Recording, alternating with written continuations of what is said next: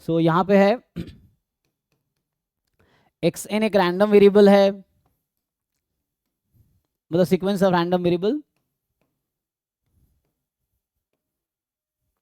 Sequence of random variables xn, है ना, converges in distribution, converges in distribution to a random variable x, ठीक है ना। So like A N कोई sequence जैसे ए एल पे कन्वर्ज कर रही थी, वैसे ही यहाँ पे है कि x N is a sequence of random variable, so x1 x2 x3 x4 x5 and so on, this is a sequence of random variable and that will converge in distribution to random variable x if and only if, कल हमने लिखा था कि limit n tends to infinity CDF of xn at x will be equal to CDF of x at x, है ना। यहाँ पे कहीं n नहीं होगा क्योंकि n tends to infinity हो गया ना। at all the points x where yeah, at which,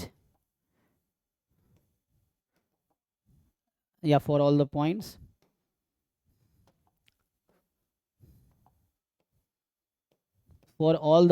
x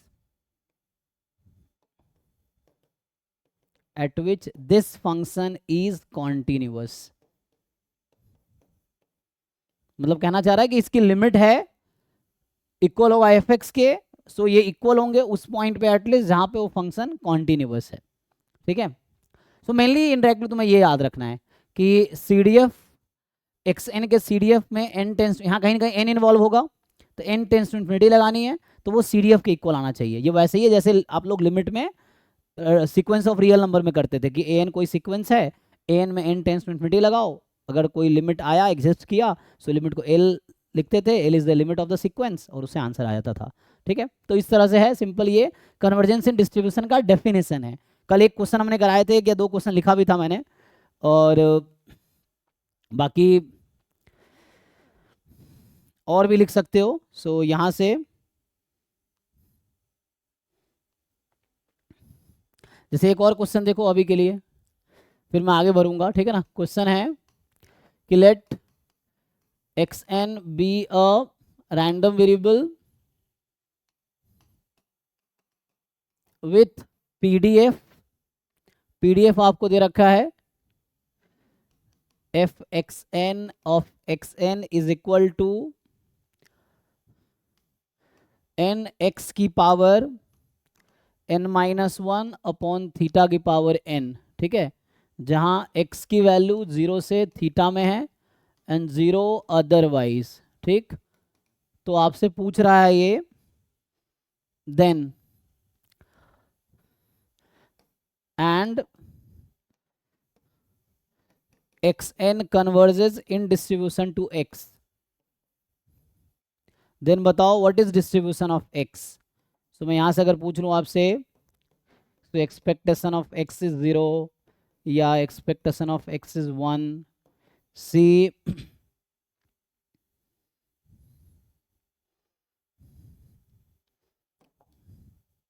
मान लो 1 है, थीटा इसको कर देता हूं 1/थीटा, सो इट इज थीटा 1/थीटा, एक्स का जो डिस्ट्रीब्यूशन है वो होगा बर्नौली थीटा या X is degenerate at theta, calculate करके बताओ। सो ये कह रहा है कि एक्स एन कोई सीक्वेंस ऑफ रैंडम वेरिएबल है जिसका पीडीएफ आपको दे रखा है एक्स एन का, है ना, एन एक्स की power N minus upon theta की पावर एन, एक्स 0 से थीटा में है, और बता रखा है कि एक्स एन सीक्वेंस जो है sequence of random variable converges in distribution to random variable X, then इनमें से क्या सही है।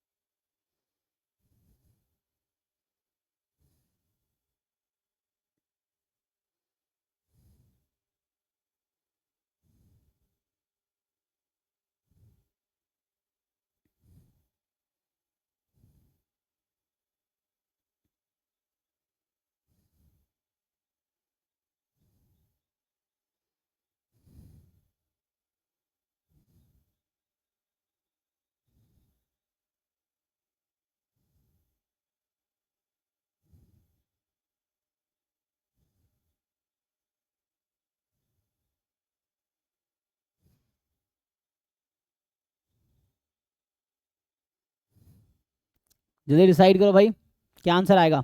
कल 2 क्वेश्चन किए थे ना, तो उसी तरह से ट्राई करो।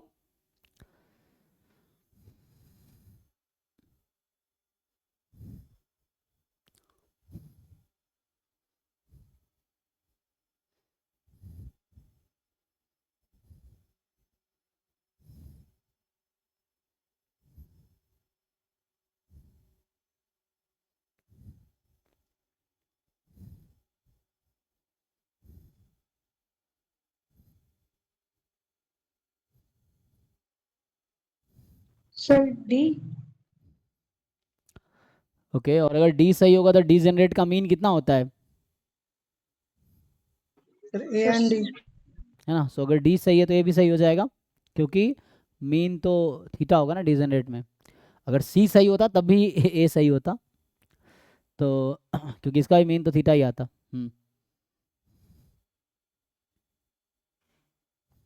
सो है ना, ये कॉन्टिन्यूस रैंडम वेरिएबल है और ये कन्वर्ज करिए इन डिस्ट्रीब्यूशन टू डिस्क्रीट। कल भी ऐसे एग्जांपल्स लिखे थे।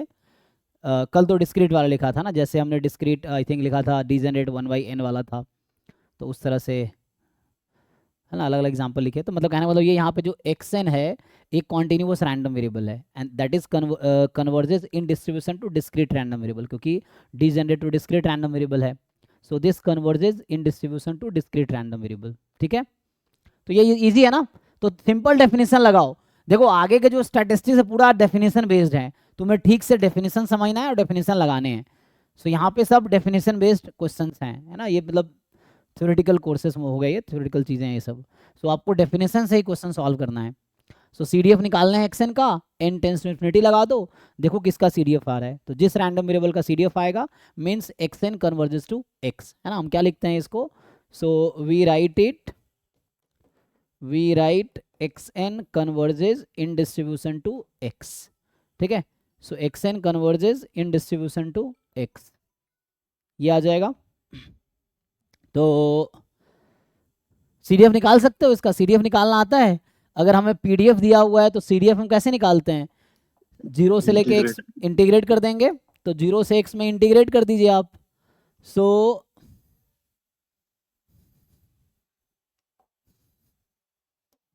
x बाय थीटा की पावर n आता है, आ जाएगा ना। तो यहाँ से CDF निकाल लो, CDF ऑफ xn इज, तो CDF का एक स्टैंडर्ड वे होता है लिखने का, है ना, क्योंकि इसका सपोर्ट तो 0 से थीटा है। तो इसका मतलब जब x लेस देन 0 होगा तो 0 आएगा, जब x 0 से थीटा में होगा, सो इसको इंटीग्रेट कर लो, 0 से x में इंटीग्रेट कर लो इसको, तो ये आ जाएगा x अपॉन थीटा इसकी पावर n, और 1 हो जाएगा when x is more than equal to theta. So this is the CDF of xn random variable, है ना, सीक्वेंस ऑफ रैंडम वेरिएबल जिसका nth टर्म xn है। सो अब आप क्या करोगे, you apply limit n tends to infinity CDF of xn at x, यही है। सो इसमें लिमिट लगा लो, तो 0 पे है ना, जहाँ n है वहीं पे तो लिमिट काम करेगा, तो लिमिट बस यहीं पे काम करेगा, क्योंकि जहाँ पे n है वहीं पे तो लिमिट लगाएंगे, तो बाकी तो एज इट इज रहेगी। अब यहाँ x अपॉन थीटा की लिमिट क्या होगी, सो आप देखो यहाँ से x की वैल्यू 0 से थीटा में है, तो अगर मैं थीटा से इसको डिवाइड कर दूं इस इक्वेशन को, सो x अपॉन थीटा की वैल्यू 0 से 1 में आ जाएगी। और आपको पता होगा जब 0 से 1 के बीच में कोई नंबर है उसकी पावर n है, n टेंस टू इन्फिनिटी लगाओगे 0 पे आ जाएगी, है ना। सो x अपॉन थीटा जो नंबर है लेस देन 1 है, तो लेस देन 1 है और इसकी पावर इन्फिनिटी करेंगे तो जितनी पावर बढ़ाते जाओगे वैल्यू उतनी छोटी होती चली जाएगी, जब n बहुत लार्ज होगा तो वैल्यू 0 के करीब आ जाएगी, so it will convert to 0। So ये 0 हो जाएगा, तो होगा क्या, ये 0 ऑलरेडी था x लेस देन 0 पे, ये भी 0 हो जाएगा जब x more than equal to 0 less than theta, और ये 1 पे लिमिट लगा के 1 ही रहेगा, n तो है नहीं, तो x more than equal to theta. इसको ठीक से लिखोगे तो ये कुछ ऐसा हो गया, 0 व्हेन x, है ना, दोनों को एक साथ लिख दो, तो x लेस देन 0 तब भी 0 और x 0 से थीटा में तब भी 0, मतलब x लेस देन थीटा पे 0 है और x more than equal to theta पे 1 है। अब देखो ये किसका CDF है, सो ये कहीं ना कहीं CDF आ गया, तो इसका मतलब है ना, तो हमने ये लिखा था ना कि इसका लिमिट किसके इक्वल, तो ये हो गया CDF ऑफ x, पहले तो CDF होने चाहिए, तो ये CDF है। अब देखो ये CDF, तो यहाँ पे क्या हुआ कि limit n tends to infinity f(xn) eight x equal आया CDF ऑफ x के, और यहाँ से क्या पता चल रहा है x का डिस्ट्रीब्यूशन क्या है, तो है ना, थीटा से पहले वैल्यू 0, थीटा के बाद 1 है, मतलब पूरा मास थीटा पे ही है, तो x is equal to theta probability 1, so ये डीजेनरेट थीटा, ठीक है, so this is degenerate theta, so ऐसा है, so this is degenerate theta, है ना, so x is degenerate at theta, so x का डिस्ट्रीब्यूशन क्या है, x has distribution degenerate at theta, तो ये हो गया, और अगर डीजेनरेट है तो मीन तो थीटा ही आएगा, ठीक है भाई। देखो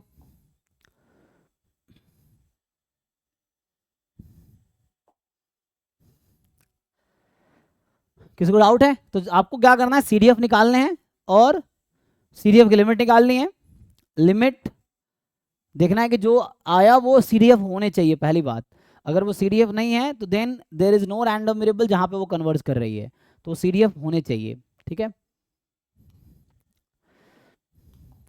नेक्स्ट देखो तो कुछ थ्योरम्स हैं, तो थ्योरम ये है, अभी मैंने क्या लिखा है आपको कि x N converges in distribution to X if and only CDF of X N की जो लिमिट होगी वो एक्स के सीडीएफ के इक्वल आनी चाहिए, ये डेफिनेशन है। अब यहाँ पे ये कहता है कि अभी तो सीडीएफ के टर्म में लिखा, अगर तुम उसको पीएमएफ के टर्म में लिखना चाहो, मान लो ऐसा लिखूंगा मैं कि late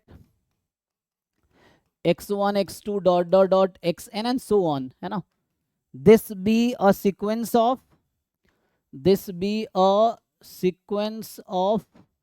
integer valued random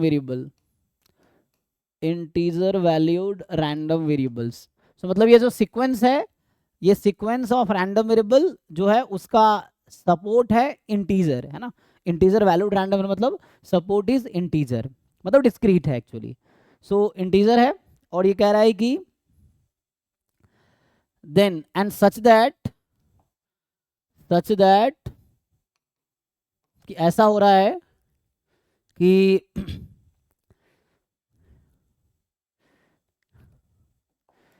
and या साथ में भी लिखता हूं, and x be any random variable, तो x कोई रैंडम वेरिएबल है,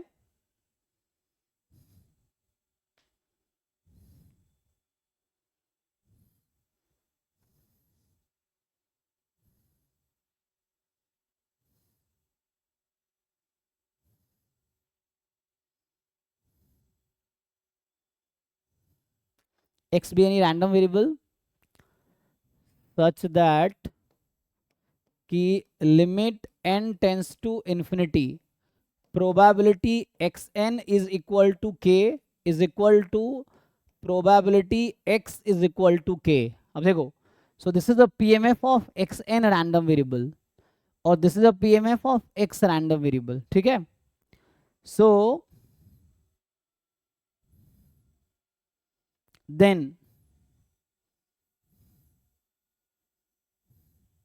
सो यहाँ पे इंटीजर वैल्यूड का मतलब ये क्या लिखना चाहता है कि ये पॉजिटिव इंटीजर वैल्यूड, यहाँ पे ठीक है, तो पूछना क्या चाह रहा है, so this hold for all, so this है ना, this is equal to for all x, है ना, this hold for all k, for all k, so at least मैं इंटीजर वैल्यूड लिख रहा हूँ, तो इंटीजर के लिख रहा हूँ, for all k belongs to, मान लो जैसे इंटीजर है, for all k belongs to integer, तो ये कहता है इफ एंड ओनली इफ, ये इसको ऐसा लिख देता हूँ फुल स्टॉप लगा के, देन सो अगर ऐसा होता है, so this if and only if xn converges in distribution to x, ठीक है, सो अगर ऐसा होगा कि मान लो इसके pmf xn के pmf की लिमिट x के pmf के इक्वल है, इसका मतलब है xn converges in distribution to x जहां पे x डिस्क्रीट रैंडम वेरिएबल है, ठीक है ना, so this discrete random variable होगा, तो मतलब सीडीएफ के लिए था ये डेफिनेशन यहाँ पे, और ये सीडीएफ के लिए है डेफिनेशन। थ्योरम ये कहता है कि डिस्क्रीट में अगर, हालांकि इंटीजर वैल्यूड लिखा है उसके हिसाब से, डिस्क्रीट अगर है तो इसमें क्या आ जाएगा, सिंपली लिमिट ऑफ एक्सएन, मतलब ये पीएमएफ है एक्सएन रैंडम वेरिएबल का, this is the PMF of x random variable, और अगर लिमिट एक्सएन रैंडम पीएमएफ का ये आ जा रही है, इसका मतलब है कि this will converges in distribution to X, ठीक है। तो ये एक थ्योरम है। सिमिलरली कॉन्टिन्यूअस वर्जन क्या है इसका, तो इसी का कॉन्टिन्यूअस वर्जन है कि अगर कॉन्टिन्यूअस के लिए लिखेंगे हम लोग, सो कॉन्टिन्यूअस के लिए होगा कि एक्स एन बी है ना continuous random variable, so let X N be sequence of, पूरा नहीं लिख रहा हूँ ना, जैसे ए एन लिखते हैं ना, ए एन बी है सीक्वेंस ऑफ रैंडम, वैसे एक्स एन सीधा एक्स एन लिख देता हूँ। तो यहाँ एन 1 से इन्फिनिटी का कुछ भी हो सकता है। So this B a sequence of continuous random variable, continuous random variables, and this is a sequence of continuous random variable such that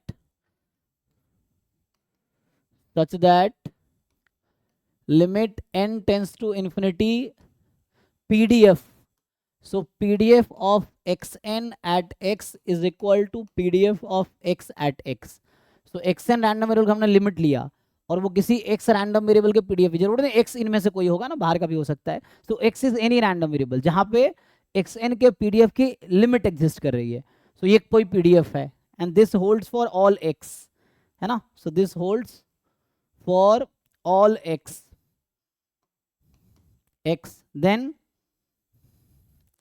then ये कहता है, ये वन वे स्टेटमेंट है, then xn converges in distribution to x, तब बोलेंगे xn will converge in distribution to x। तो discrete में तो इफ एंड ओनली इफ था, कॉन्टिन्यूअस में सिर्फ वन वे है, ठीक है। CDF if and only if है, ये सीडीएफ तो जनरल होता है ना, तो यहाँ इफ एंड ओनली इफ है, ठीक है। तो ये क्या कहना चाह रहा है यहाँ पे, क्या हो सकता है कि एक्स एन कन्वर्ट कर रहा हो इन डिस्ट्रीब्यूशन टू एक्स। ऐसा क्यों हुआ है, जैसे यहीं पे एग्जांपल देखो, ऐसा क्यों कन्वर्स टू क्यों नहीं हुआ, यहाँ पे ध्यान से देखो। जैसे एक्स एन तो कॉन्टिन्यूअस रैंडम वेरिएबल था, क्या यहाँ एक्स कॉन्टिन्यूअस आया है, नहीं आया ना, तो एक्स के पास तो पीडीएफ ही नहीं होगा, तो कन्वर्स क्यों ट्रू नहीं है, मैं ये बोल रहा हूँ यहाँ पे। अगर ऐसा होता है, मान लो एक्स एन कॉन्टिन्यूअस है, X N converges in distribution to X, तो क्या गारंटी है कि x के पास पीडीएफ होगा, इसकी गारंटी है, हाँ या ना। No sir.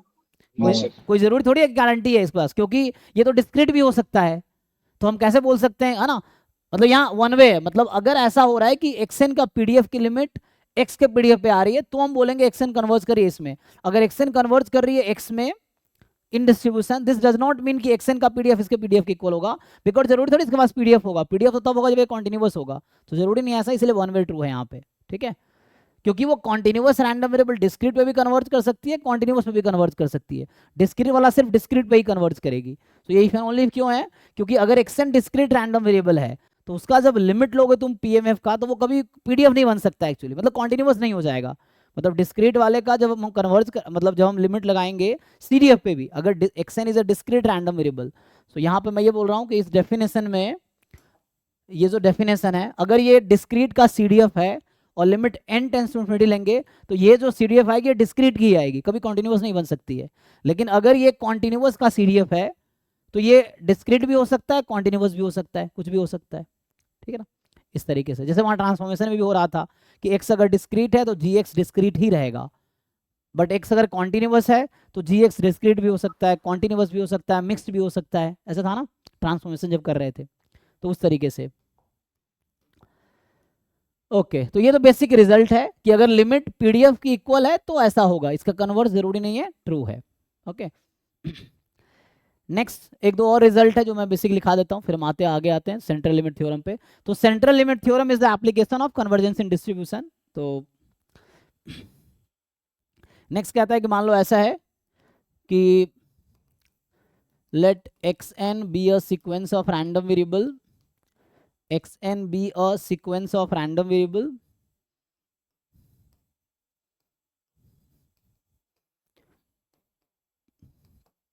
such that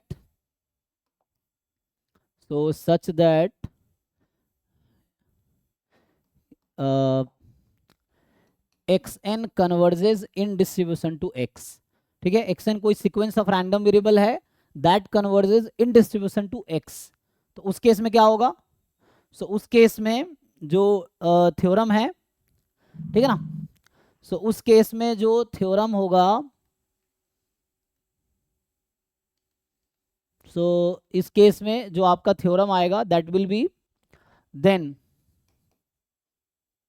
जो फर्स्ट पार्ट है,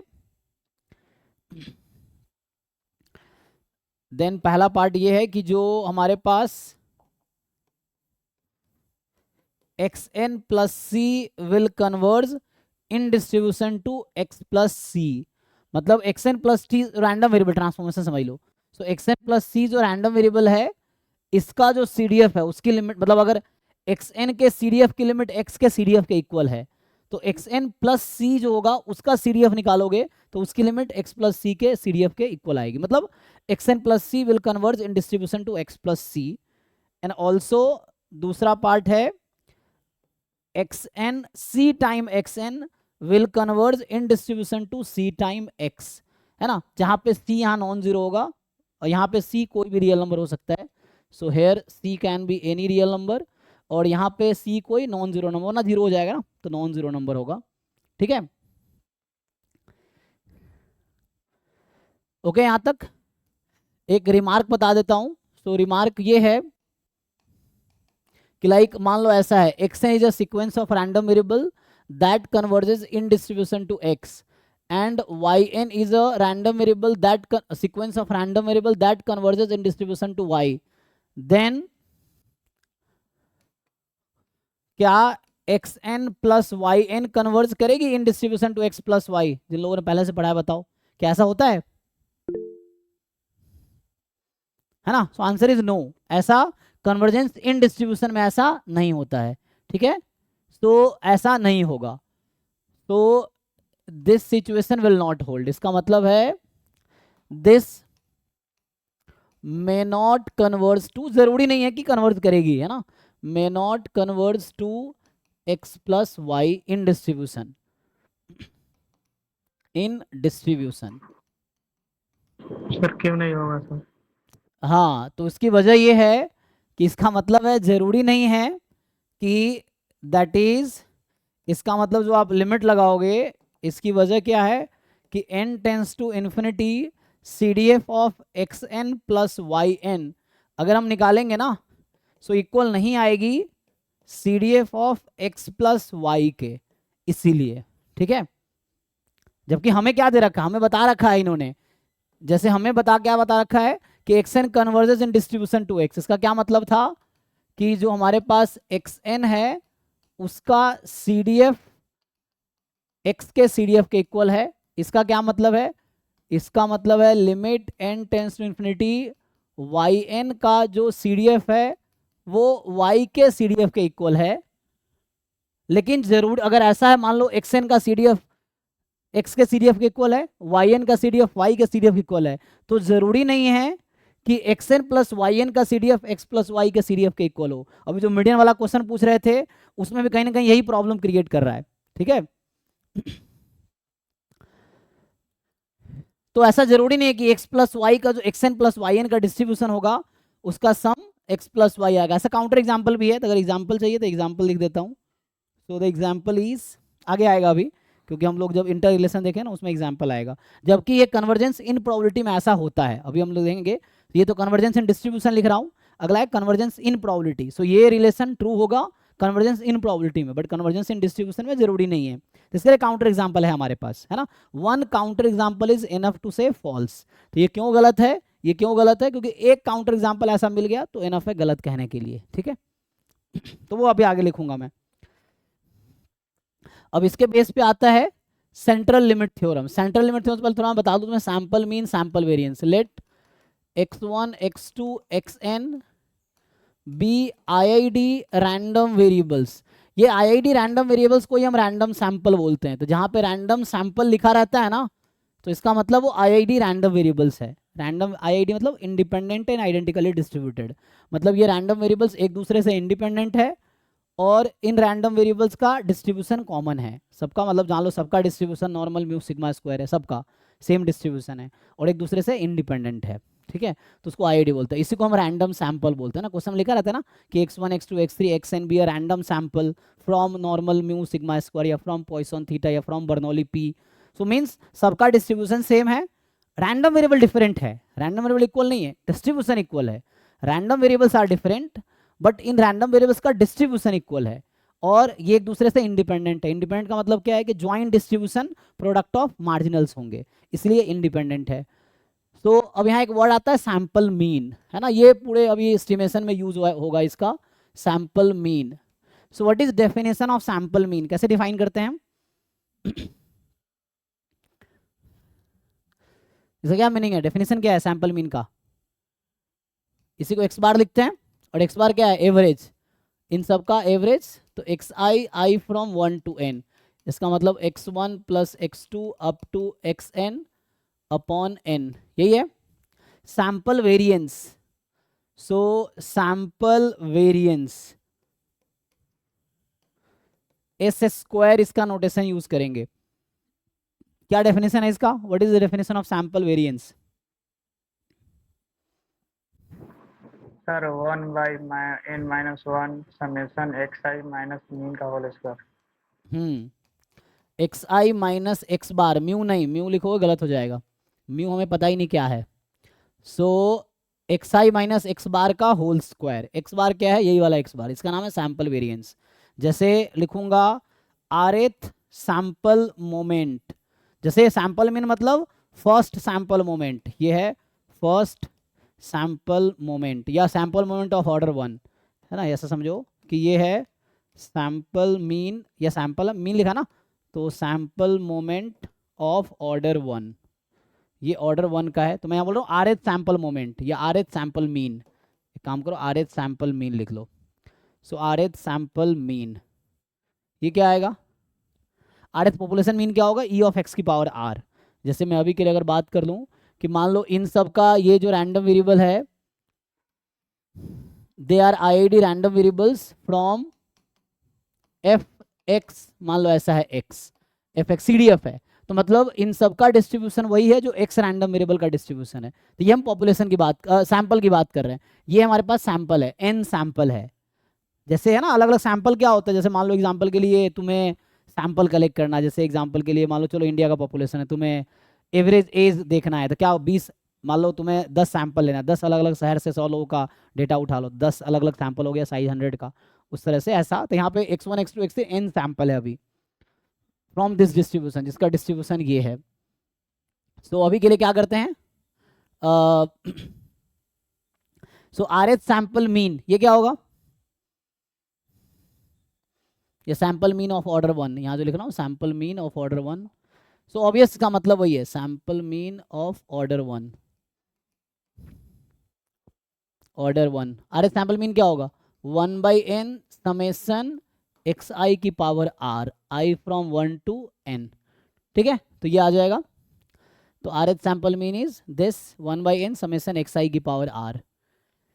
ओके, जैसे पॉपुलेशन में यही बात करेंगे। सो इसको बोलते हैं पॉपुलेशन, हम बोलेंगे ये जो है ना, दिस इज पॉपुलेशन, ये जो है इसको बोलेंगे पॉपुलेशन, जो ओरिजिनल डिस्ट्रीब्यूशन है इन सब का। तो ये होगा, तो जैसे पॉपुलेशन मीन होगा ex, जैसे यहाँ मैं बात करूँ सैंपल मीन लिखा ना, जैसे ये अगर वर्ड यूज करेंगे population mean, so this is the ex, population variance, variance, तो this is the sigma square, जिसका एक्चुअल डेफिनेशन क्या आपने लिखा है, फॉर्मूला क्या है, ex स्क्वायर माइनस ex का होल स्क्वायर, यही है ना। फिर ऐसे ही rth population mean, rth population mean, so that will be e of x की पावर r, एक्सपेक्टेशन x की पावर r, ठीक है। सो ये this is information about population mean, population variance and rth population mean. और ये sample के बारे में, सैंपल मीन, तो सैंपल जो तुम्हारे पास उसको यूज करना है। So you have n sample and that we are using that sample. तो ये एवरेज है, सैंपल मीन, सैंपल वेरिएंस। यहाँ तुम सोच रहे हो n क्यों नहीं आया, तो उसकी वजह है ना 1/n लिखेंगे तो उसका डेफिनेशन, क्योंकि डेफिनेशन ये है कि हमें बनाना, इसको होता क्या है ना, इसके पीछे वजह ये है कि this is the unbiased estimator of sigma square, this is unbiased estimator of ex या म्यू, है ना, इसी को हम म्यू बोलते हैं। और this is unbiased estimator of sigma square, और आगे आएगा, ये जरूरी नहीं अनबायस्ड एस्टिमेटर होगा, लेकिन इसके पीछे वजह यही है, वैसा 1/n-1 लेने के पीछे वजह है कि उसको अनबायस्ड एस्टिमेटर बनाना था। तो अनबायस्ड क्या होता है वो तो आगे डिफाइन करूंगा अभी, ठीक है। तो यस यस यस, वहाँ पे n आता है तो वहाँ पे म्यू होता है, जो नवल बता रहा था। वहाँ जो वेरिएंस तुम लिखते हो डिस्क्रिप्टिव स्टैटिस्टिक्स में, वो ये होता है, जो डिस्क्रिप्टिव में तुम लोग तुम्हारे पास n नंबर है, x1 x2 xn are n numbers, है ना, ये नंबर है जस्ट। तो इसका जो वेरिएंस लिखते हैं तो वहाँ लिखते हैं 1/n, है ना, summation xi minus mu whole square, ये है यहाँ पे। सो ये डिस्क्रिप्टिव स्टैटिस्टिक्स में ये है, रैंडम वेरिएबल के एस्टिमेशन में नहीं, डिस्क्रिप्टिव स्टैटिस्टिक्स में ये यूज करते हैं हम लोग, है ना। यहाँ पे ये नंबर्स हैं, ये कोई रैंडम वेरिएबल्स नहीं है, अभी जस्ट नंबर्स हैं। सो अगर रैंडम वेरिएबल केस में बात करते हैं तो वैसा होता है, और ये जो म्यू यहाँ पे है, तो इस वाले केस में जब हम नंबर्स में बात करते हैं तो 1/n समेसन xi, तो ये नंबर के लिए मीन है। सो ऐसा होता है। सो ये डिस्क्रिप्टिव में ऐसा होता है, रैंडम वेरिएबल में ऐसा नहीं होगा, ठीक है ना। This is for the descriptive statistics, so descriptive में ऐसा रहेगा, यस, है ना। सो जो डिस्क्रिप्टिव स्टैटिस्टिक्स है उसमें ऐसा होता है। हम लोग जो पढ़ रहे हैं हमें रैंडम वेरिएबल के सेंस में, एस्टिमेशन के सेंस में डिस्कस करना है, तो ऐसा नहीं होगा, ठीक है। जी जी जी, बिल्कुल बिल्कुल। हाँ हाँ, वो आगे आएगा, standard error and all that, yes. तो हम सैंपल स्टैंडर्ड डेविएशन यूज करेंगे, या वही स्टैंडर्ड, उसका रूट ले लो s। तो अभी के लिए ये बस एक बेसिक बता दिया, आगे मैं अभी डिफाइन करता हूँ, देखो। So what is the statement of central limit theorem? Central limit theorem, इसका क्या स्टेटमेंट है? What is statement of central limit theorem? कोई बताओ जिनको आइडिया है, सेंट्रल लिमिट थ्योरम क्या कहता है? बीएससी में सबने पढ़े होंगे, खूब पढ़े होंगे, लेकिन फिर भी 90% बच्चों को क्लियरली डेफिनेशन नहीं पता होगा, अभी भी नहीं पता होगा तुम में से भी, क्योंकि बच्चा जब एमएससी कर लेता है तब भी उसको ढंग से सेंट्रल लिमिट थ्योरम का स्टेटमेंट पता नहीं होता है। बताओ अगर पता है तो क्या एक्चुअल स्टेटमेंट है? कोई भी ट्राई करो जिनको थोड़ा बहुत आता है, देख के बताओ चाहो कहीं से।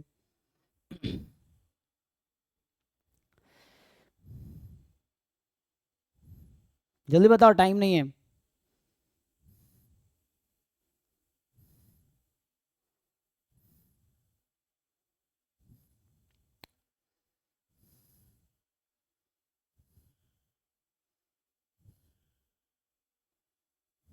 किसी को भी याद नहीं है क्या? तो अच्छा, बीएससी में था ही नहीं, अच्छा अच्छा। अच्छा, स्टैट्स वाले लोगों को तो था ही ना, जो लोग स्टैट्स ऑनर्स किए उनको तो था ही ये चीज़, स्टैटिस्टिक्स ऑनर्स वालों को तो था ही।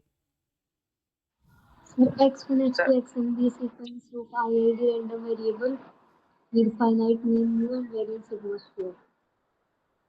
Then Then x bar minus mu upon sigma upon root n distribution of z. यहाँ पे जो z है वो नॉर्मल 0 1 होगा। कन्वर्जेस इन डिस्ट्रीब्यूशन टू, हाँ ठीक है, so that will converge in distribution to this, ठीक है। बाकी लोगों को समझ आया? देखो, सो अच्छा अच्छा, ओके ओके।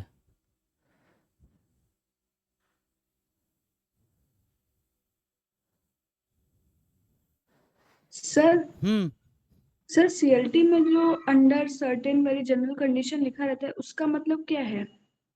नहीं, कंडीशन ये होता है कि एक तो मीन एग्जिस्ट करनी चाहिए, वेरिएंस एग्जिस्ट करना चाहिए, तभी ये अप्लाई होगा।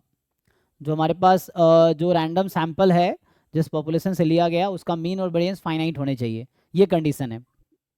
वो तो डेफिनेशन में दिया रहता है ना, गुप्ता कपूर में लिखा था कि एक्सपेक्टेशन और वेरिएंस गिवन है तो under certain very general condition tend करेगा, तो वो क्या था?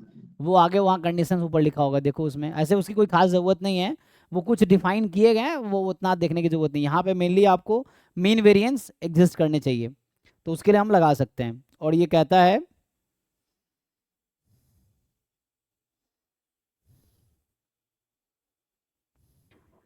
सर ये नॉर्मल डिस्ट्रीब्यूशन काम करेगा? क्या करेगा? जहाँ नॉर्मल डिस्ट्रीब्यूशन जहाँ सिग्मा की जगह पर सिग्मा स्क्वायर बाई एन हो जाएगा, अच्छा, mu comma sigma square by N.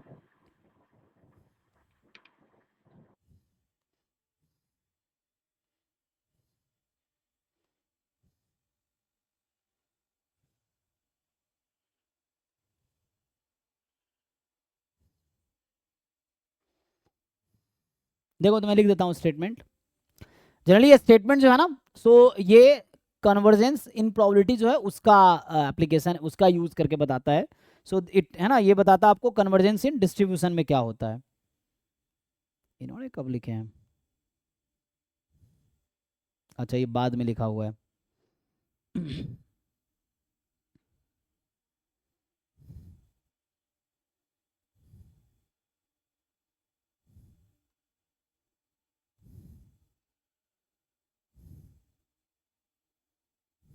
देखो तो देखो यहाँ पे मैं प्रूफ पे ज़्यादा फोकस नहीं करता हूँ, क्योंकि हमारा पर्पस एग्जाम में प्रॉब्लम सॉल्व करना है, एग्जाम में प्रूफ करना नहीं है। क्योंकि वहाँ पे सेमेस्टर में प्रूफ्स आते हैं, इसलिए आप कॉलेज में आप लोग प्रूफ पढ़ते हो बहुत सारा। यहाँ पे प्रूफ हमारा पर्पस नहीं है, हमारा पर्पस एग्जाम में क्वेश्चन सॉल्व करना है। तो स्टेटमेंट समझना है, डेफिनेशन समझना है, प्रॉब्लम सॉल्व करना है। ठीक है, चलिए समझते हैं। तो इसमें ये कह रहा है कि let x1 x2 and dot dot dot, मान लो xn है, be a random sample, so be a sequence of IID random variables, ठीक है ना, IID random variables। so ये एक sequence of IID random variables है, जिसको random sample भी लिखा रहता है बुक में, आप देखेंगे कि it is a random sample from a distribution, है ना। IID random variables with finite variance। अब देखिए जैसे मैंने अगर लिख दिया finite variance है, तो ये obvious है कि मीन फाइनाइट होगी, क्योंकि थ्योरम है कि वेरिएंस कब एग्जिस्ट करेगी, जब EX² एग्जिस्ट करेगी।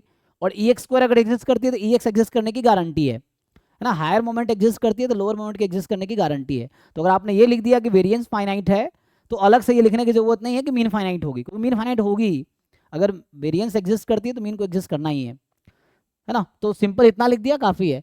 सो विथ फाइनाइट वेरिएंस, मान लो सिग्मा स्क्वायर एंड मीन, या वही चीज लिख सकते हो फाइनाइट, मतलब लिखने का कोई खास जरूरत नहीं, फिर भी म्यू का चूंकि हम यूज करेंगे तो मैं लिख देता हूँ। सो यहाँ पे rand with finite variance this. So अगर वेरिएंस एग्जिस्ट कर रहा है तो मीन एग्जिस्ट करना ही है, बट म्यू का नोटेशन यूज करेंगे। तो यहाँ पे लिखूंगा मैं फाइनाइट मीन म्यू, ठीक है ना। सो क्या होता है, तो ये थ्योरम कहता है देन, अब देखो हमने ये नहीं फिक्स किया है कि इसका डिस्ट्रीब्यूशन क्या है, हमने बस ये कहा है कि ये IID रैंडम वेरिएबल्स है जिसका मीन वेरिएंस फाइनाइट है। बट हमने ये नहीं कहा कि ये कौन सा डिस्ट्रीब्यूशन, मतलब कोई भी डिस्ट्रीब्यूशन हो सकता है। ये x1 x2 x3 xn जो है, this is actually IID random variables. It may be binomial, Bernoulli, negative binomial, degenerate, कोई भी डिस्ट्रीब्यूशन हो सकता है, मतलब any distribution you can consider. तो ये एक्चुअली लार्ज पर्सपेक्टिव में क्या कहता है क्वेश्चन, देन जो ये सैंपल मीन है x बार जो लिखा था स्टेटमेंट का डिस्ट्रीब्यूशन ये है कि जो x बार है माइनस म्यू अपॉन, अच्छा यहाँ से अगर जैसे मैं ये स्टोरी लिख रहा था इसमें अगर आप देखते तो ये जो x बार का अगर हम मीन निकालते हैं ना, अगर IID रैंडम वेरिएबल्स है तो सो x बार का अगर आप मीन निकालेंगे तो ये जस्ट म्यू ही आएगा। अब चेक कर, लास्ट टाइम दिखाया भी था मैंने करके कुछ दिन पहले, वेरिएंस ऑफ x बार निकालोगे तो कितना आया था, sigma square by n। Sigma square इसका है ना IID रैंडम वेरिएबल्स, तो यहाँ पे है with mean mu, population mean mu है, एंड वेरिएंस पॉपुलेशन वेरिएंस क्या है, सिग्मा स्क्वायर, ठीक है। मीन म्यू और वेरिएंस सिग्मा स्क्वायर है, तो ये आता है सिग्मा स्क्वायर बाई n, इसका आपका वेरिएंस आएगा किसका, ये। तो होता क्या, ये क्या कहता है,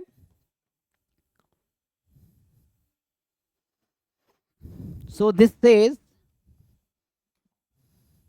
कि x bar minus mu upon sigma by root n, this will converge in distribution to. तो इसका जनरली नाम जो दिया होता है इसको Zn नाम देते हैं, है ना।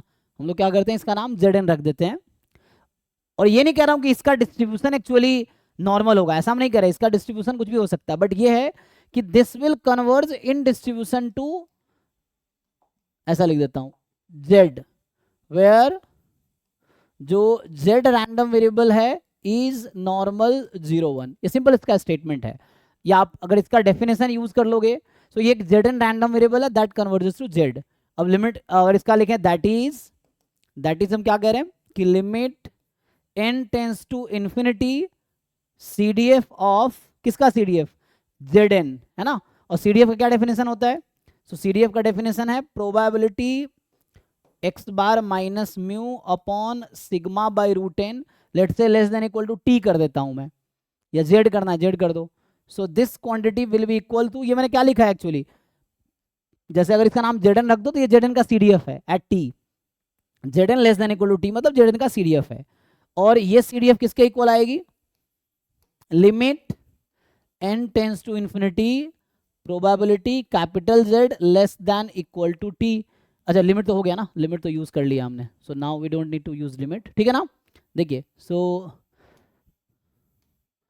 ये आपका आ जाएगा दिस, और इसी को आप क्या बोलते हैं, यही तो फाई है ना, this is the phi of T, क्योंकि स्टैंडर्ड नॉर्मल का जो सीडीएफ है उसको हम फाई लिखते हैं, या इसको आप जेडन करके सीडीएफ ऑफ जेडन लिख सकते हो, है ना। तो मतलब इसका जो सीडीएफ होगा, इस रैंडम वेरिएबल का सीडीएफ आएगा, that will be the CDF of standard normal, जब n टेंस टू इन्फिनिटी होगा तब। कब होगा, जब n टेंस टू इन्फिनिटी होगा उस केस में। So when n tends to infinity आपको गिवन होगा इस क्वेश्चन में, उस केस में ऐसा होगा। तो हर बार नॉर्मल पे कन्वर्ट करेगा। हाँ, चाहे कोई भी डिस्ट्रीब्यूशन है, this random variable will always converge to normal in distribution, चाहे x1 x2 xn का कोई भी डिस्ट्रीब्यूशन हो, this random variable will always converge in distribution to standard normal, है ना। तो ये इसका स्टेटमेंट है। जैसे अभी के लिए एग्जांपल ले लेते हैं, मान लो ऐसा है कि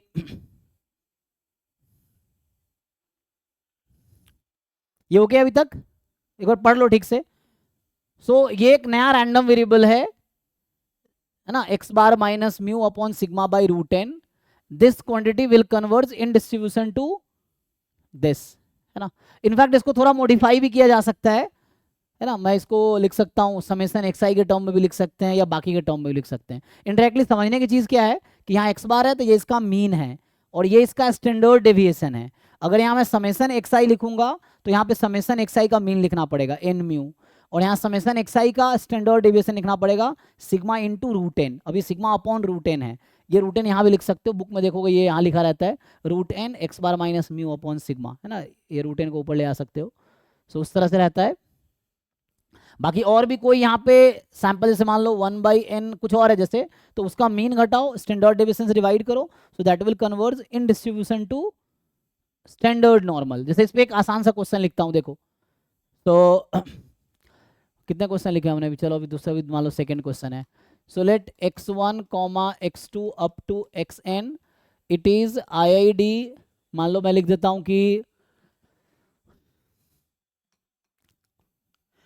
ये है, चलो अभी काई स्क्वायर तुम लोगों ने पढ़ा था ना, so they are IID chi square 1, chi square 1 का मतलब है, या चलो अभी के लिए ऐसा कर दो एक्सपोनेंशियल 1/2, जो कि एक्चुअली काई स्क्वायर 2 था, ठीक।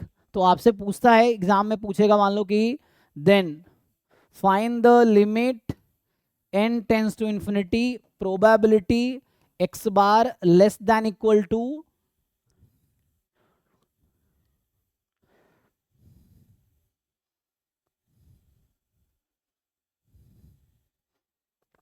टू, ये क्या होगा, जैसे इस तरह क्वेश्चन पूछते हैं, है ना, इस तरह की आया हुआ क्वेश्चन है इनफैक्ट एग्जाम का, जहाँ में इस तरह क्वेश्चन आते हैं। तब ये क्वेश्चन है कि what is the limit n tends to infinity x bar less than equal to 1/2। तो ये सिंपल है, बहुत आसान सा क्वेश्चन है, बस आपको समझना है कि यहाँ सेंट्रल लिमिट थी। देखो जब भी लिमिट लगा होगा और यहाँ पे रैंडम सैंपल है, मीन है, या कोई सैंपल का फंक्शन है, लेस देन इक्वल टू का केस है, तो आपको समझना है यहाँ सेंट्रल लिमिट थ्योरम लगाने हैं, ठीक है। तो कैसे लगेगा, तो आप सिंपल है, आप समझ पा रहे हैं सब लोग कि कैसे कैलकुलेट करना है। तो सिंपल इसको जब आप सॉल्व करेंगे, सो हमने पढ़ा है सेंट्रल लिमिट थ्योरम क्या कहता है कि x1 x2 xn का कोई भी डिस्ट्रीब्यूशन हो, एट द एंड जो ये x bar minus x bar का मीन, तो x बार का मीन हमेशा म्यू आएगा, और म्यू क्या होगा, इसका मीन है। तो यहाँ से अगर लिखोगे तो म्यू कितना आता है, काई स्क्वायर 2 या एक्सपोनेंशियल 1/2, जहाँ 1/2 रेट है तो मीन 2 आ जाएगा, और वेरिएंस कितना आ जाएगा 4। सो काई स्क्वायर 2 का 4 होता है, या एक्सपोनेंशियल 2 स्क्वायर 4 आ जाएगा। तो यहाँ से लिखोगे x bar minus mu upon sigma, sigma square 4 है, sigma is 2 upon root n will converge in distribution to normal 0 1, है ना। ये सिंपल सेंट्रल लिमिट थ्योरम का स्टेटमेंट है कि x bar minus mu upon sigma upon root n, sigma square 4 है, तो ये जो डिस्ट्रीब्यूशन दे रखा है उसको पॉपुलेशन बोलेंगे हम लोग, तो इसका मीन म्यू है, इसका वेरिएंस सिग्मा स्क्वायर है। So this will converge in distribution to this, तो मतलब इसका CDF जो है Z के CDF के इक्वल होगा, ये Z है ना, सो यहाँ नॉर्मल 0 1 अगर लिखते हैं तो इसका मतलब z यहाँ रैंडम वेरिएबल है. This is z where z has distribution normal 0 1. तो कहने का मतलब क्या है, इसको हमें फिट करना है. तो इसको अगर सॉल्व करने हैं so limit n tends to infinity probability है ना, और इसको हमने कहा कि z नाम दे देंगे. दिस इज zn टाइप का ऐसा नाम zn इज, तो इसका नाम अभी के लिए zn रखेंगे सो दैट इतना लिखना नहीं पड़ेगा. तो यहाँ आ जाएगा x bar minus mu upon 2 by root N less than equal to 2 minus 2 upon कितना 2 बाई रूट एन. अब इसको सिंप्लीफाई करो. So limit n tends to infinity. तो इसको मैं अभी के लिए zn लिख देता हूँ. मैं ये नहीं कह रहा हूँ zn स्टैंडर्ड नॉर्मल है, अभी zn कोई रैंडम वेरिएबल है जो जिसका रीनेम किया zn just. This is less than equal to 0. लेकिन जब n टेंस टू इन्फिनिटी होगी तो ये कहना चाहता है कि zn converges in distribution to z as n tends to infinity. तो ये कहना चाह रहा है ना यहाँ से कि zn will converge in distribution to z as n tends to infinity. तो zn z हो जाएगी. सो ये आ जाएगी probability z less than equal to 0, जिसको आप जानते हो 5 0 और 5 0 हाफ होता है. तो इस क्वेश्चन का आंसर हाफ है. ओके है.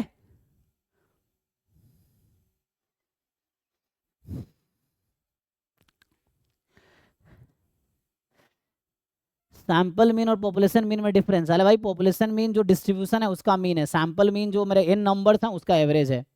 लिखाया था.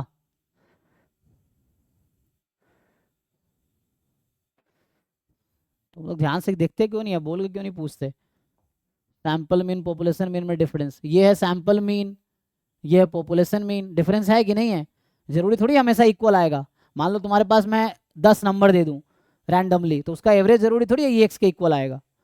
तो सैंपल मतलब वो 10 नंबर्स दिया है तो उसका तुम्हें मीन निकालना, सबको ऐड करके 10 से डिवाइड कर दो, और वो जरूरी थोड़ी है कि वो जिस पॉपुलेशन से है उसका मीन भी वही होगा. तो सैंपल मीन मतलब जो डिस्ट्रीब्यूशन है उसका मीन ex है. क्लियर लिखा तो है, अभी तुम डेफिनेशन समझो ना. ex is the population mean, ये डेफिनेशन है. सैंपल मीन का मतलब एवरेज. तुम्हारे पास n नंबर्स गिवन है उसका average low, so that is the sample mean. Sample size n का दे रखा है तुम्हें, मतलब ये किसी है ना पॉपुलेशन 10 नंबर्स तुम्हें उठा के दे दिए उस तरह से, या n नंबर्स उठा के दे दिए. ये सिंपल वेरिएंस जो अभी तक हम पढ़ रहे थे रैंडम वेरिएबल में, वो सब पॉपुलेशन मीन, पॉपुलेशन वेरिएंस और पॉपुलेशन मोमेंट था. सैंपल अब आएगा है ना. तो ये रैंडम सैंपल लिया जहाँ पे मेनली जो पैरामीटर्स अननोन होते हैं, जो कि आगे हम डिटेल में डिस्कस करेंगे. सो अभी के लिए ये देखो. ओके जी. तो इसी क्वेश्चन को मैं एक्सटेंड करके एक MCQ क्वेश्चन बनाता हूँ. देखो तो इसमें होगा कि let x1 x2 xn they it is IID random variables with distribution exponential 1/2 है ना. या मान लो अभी के लिए एक्सपोनेंशियल मैं 1 कर दूं, चलो एक्सपोनेंशियल 1 है, तो आपसे पूछेगा ये अभी के लिए, चलो यही सेम ही क्वेश्चन मैं कंटिन्यू कर देता हूँ. Exponential 1/2 that will be chi² 2 actually. तो पहला ऑप्शन है देन, पहला ऑप्शन है limit n tends to infinity probability x bar more than equal to 2 क्या होगा. दूसरा क्वेश्चन है limit n tends to infinity probability x bar more than equal to 1 कितना आएगा. तीसरा क्वेश्चन है limit n tends to infinity probability x bar more than equal to 3 कितना आएगा. एंड ऑप्शन डी है limit n tends to infinity probability x bar less than equal to 0 क्या आएगा. बताइए. लेस देन इक्वल टू तो पहले निकाल लिया हमने, तो ये कैलकुलेट करो जरा. सेकंड का 5 1. ओके बाकी लोग तुक्का नहीं लगाना है, सॉल्व करने हैं. ठीक है ना. देखो ध्यान से, जैसे ये सॉल्व हुआ वैसे ही सॉल्व होगा है ना. लेस देन इक्वल टू के लिए मैंने ऑलरेडी सॉल्व कर दिया, इसलिए मैंने ऑप्शन में नहीं लिखा है. बिल्कुल ऐसे ही सॉल्व करो, हर ऑप्शन को इस तरीके से सॉल्व कर, दिमाग लगा के आंसर बताओ. गेस नहीं करने हैं, सॉल्व करके एक्चुअल आंसर बताओ. सर फर्स्ट का 1/2. ओके जैसे 1/2 आया था उसका, तो है ना, तो 1 माइनस 1/2 हो जाएगा. क्या ही डिफरेंस आएगा. जैसे मैं लेस देन इक्वल टू, अगर मोर देन इक्वल टू कर दे रहा हूँ तो more than equal to more than equal to, तो ये मोर देन 0, तो 1 माइनस 5 0, 1 माइनस 1/2 1/2 इस तरीके से आ जाएगा. तो ये तो 1/2 आ जाएगा. ठीक है.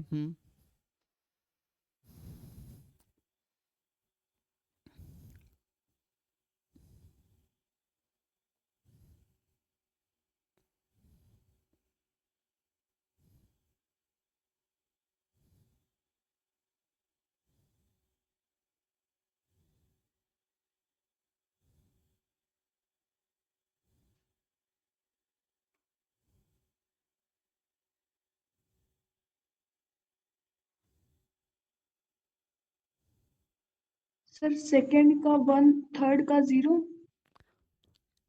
सेकेंड का 1, थर्ड का 0।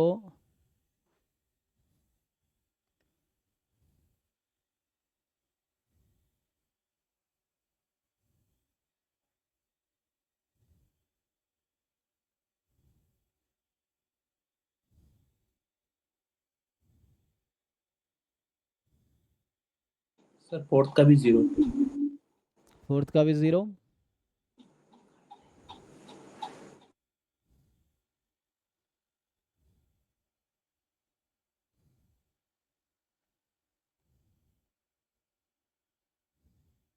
दिमाग लगाओ, सेंट्रल लिमिट थ्योरम पे ही करना है, ठीक है ना।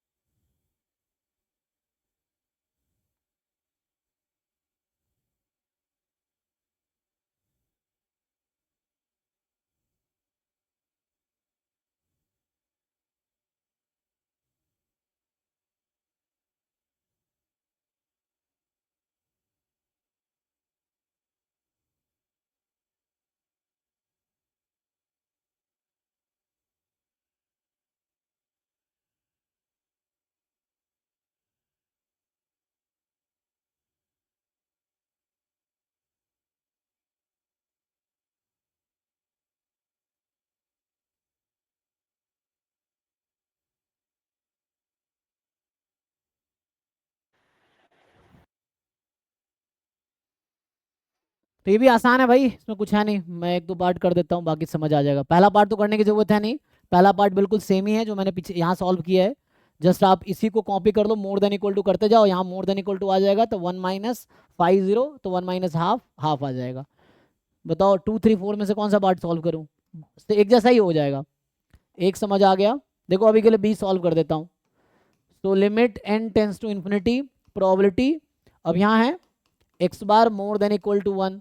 सो आपको करना एक जैसा ही है, क्या करना है, x bar minus x bar का मीन म्यू, तो यहाँ से again mu is 2 and sigma square is 4, so sigma is 2। So x bar minus mu sigma by root N, जैसे है मोर देन इक्वल टू, तो 1, दोनों तरफ सेम चीज करो, 1 minus 2, 2 upon, so both side 2 subtract किया एंड 2 बाई रूट एन से sigma by root N से डिवाइड किया, तो यहाँ से आ जाएगा limit n tends to infinity, probability, ये इसका नाम zn रखा है मैंने, मोर देन इक्वल टू, ध्यान से देखो 1 माइनस 2 माइनस 1, सिंप्लीफाई करो तो ये minus root under n by 2 नहीं हो गया, चेक करो ठीक से, यही है। अब n टेंस टू इन्फिनिटी लगाओ, तो सेंट्रल लिमिट थ्योरम कहता है कि जब n टेंस टू इन्फिनिटी होगा तो zn will converge in distribution to z, तो ये तो z हो जाएगा, so probability zn will become z more than equal to, अब ये क्या हो जाएगा, n टेंस टू इन्फिनिटी लगाओ, यहाँ n आ गया ना, तो n को इन्फिनिटी रखो, तो n को इन्फिनिटी रखो, ये क्या हो जाएगा माइनस इन्फिनिटी, और z more than equal to minus, equality हटा देता हूँ क्योंकि इक्वलिटी का इक्वल आएगा नहीं, तो हम लोग जस्ट मोर देन लिखते हैं because of infinity, so more than minus infinity.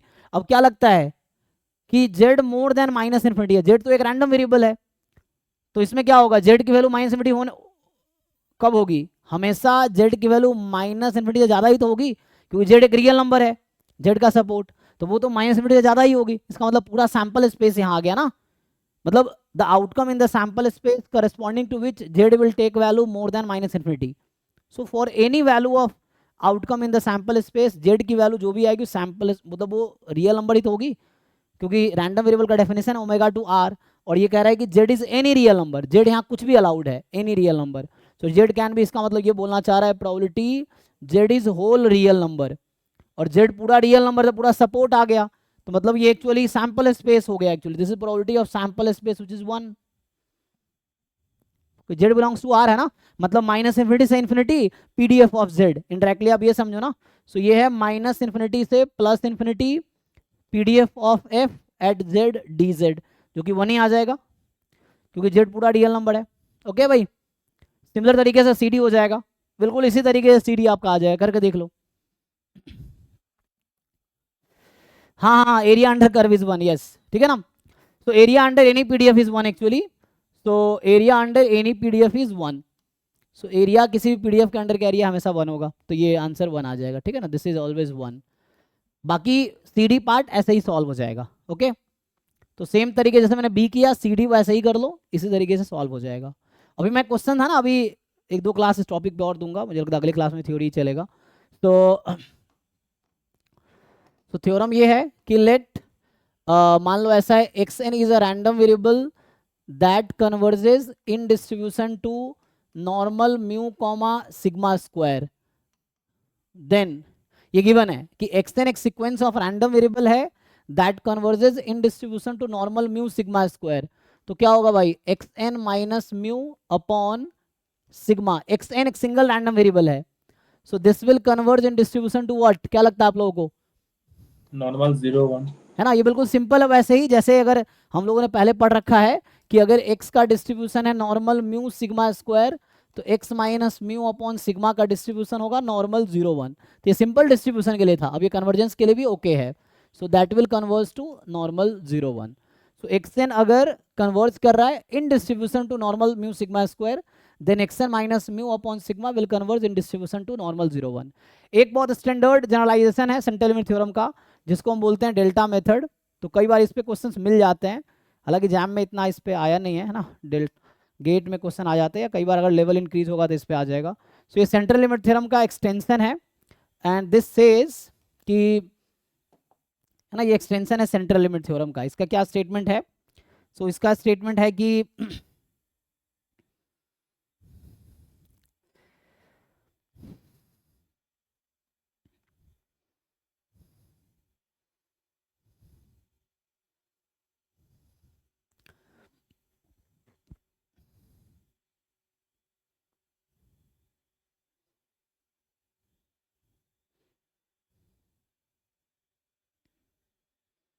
ये कहता है कि late yn be a sequence of random variable, yn be a sequence of random variables such that कि yn converges in distribution to normal, yn converges in distribution to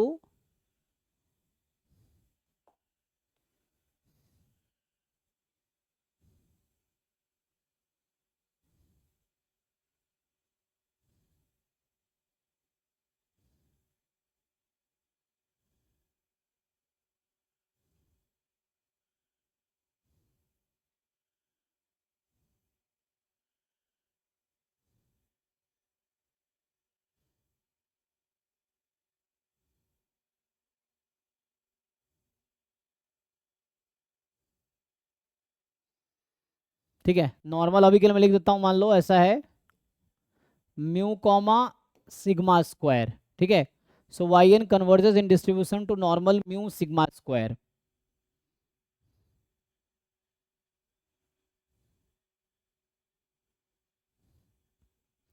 and g be a differentiable function. ऐसा मान लो कि let g be a differentiable function, so g be a differentiable function. So g एक differentiable function है at mu, है ना, at mu. So g mu पे differentiable function है, ठीक है। विथ एक और कंडीशन है, विथ जो कि g डैश म्यू यहाँ 0 नहीं होगा, ठीक है, with g dash mu is non zero. Then ये कहता है कि g of yn, g of yn minus g of mu, this will converge और इनटू रूट n। अच्छा, जैसे मैं सेंट्रल लिमिट थ्योरम पीछे लिखा था ना, अगर मैं थोड़ा इसको मैं तुम्हें ऐसे समझाऊं, हमने अभी क्या लिखा है कि x bar minus mu upon sigma by root n, यही है। This converges in distribution to normal 0 1।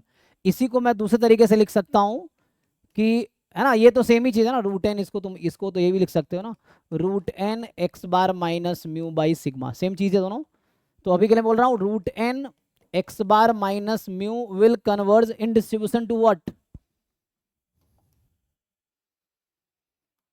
ये कहाँ कन्वर्ट करेगी, इसको आइडिया बताओ। मतलब ये तो सेम ही है ना, X bar minus mu upon sigma, just root N ऊपर कर दिया। सो ये कहाँ कन्वर्ट करेगी, normal 0, sigma square. Yes, so normal 0 sigma square. तो जस्ट सिग्मा इधर शिफ्ट हो गया तो मतलब इसका वेरिएंस ले लोगे तो ये आ जाएगा। सो अगर ऐसा है सो रूट एन दिस, और आगे मैं इसी को एक्सटेंड, ये हालांकि ये जस्ट अभी समझाने के लिए बेसिक थ्योरम लिख दे रहा हूँ। सो ये एक थ्योरम है कि ये उस पर कन्वर्ज कर रही है,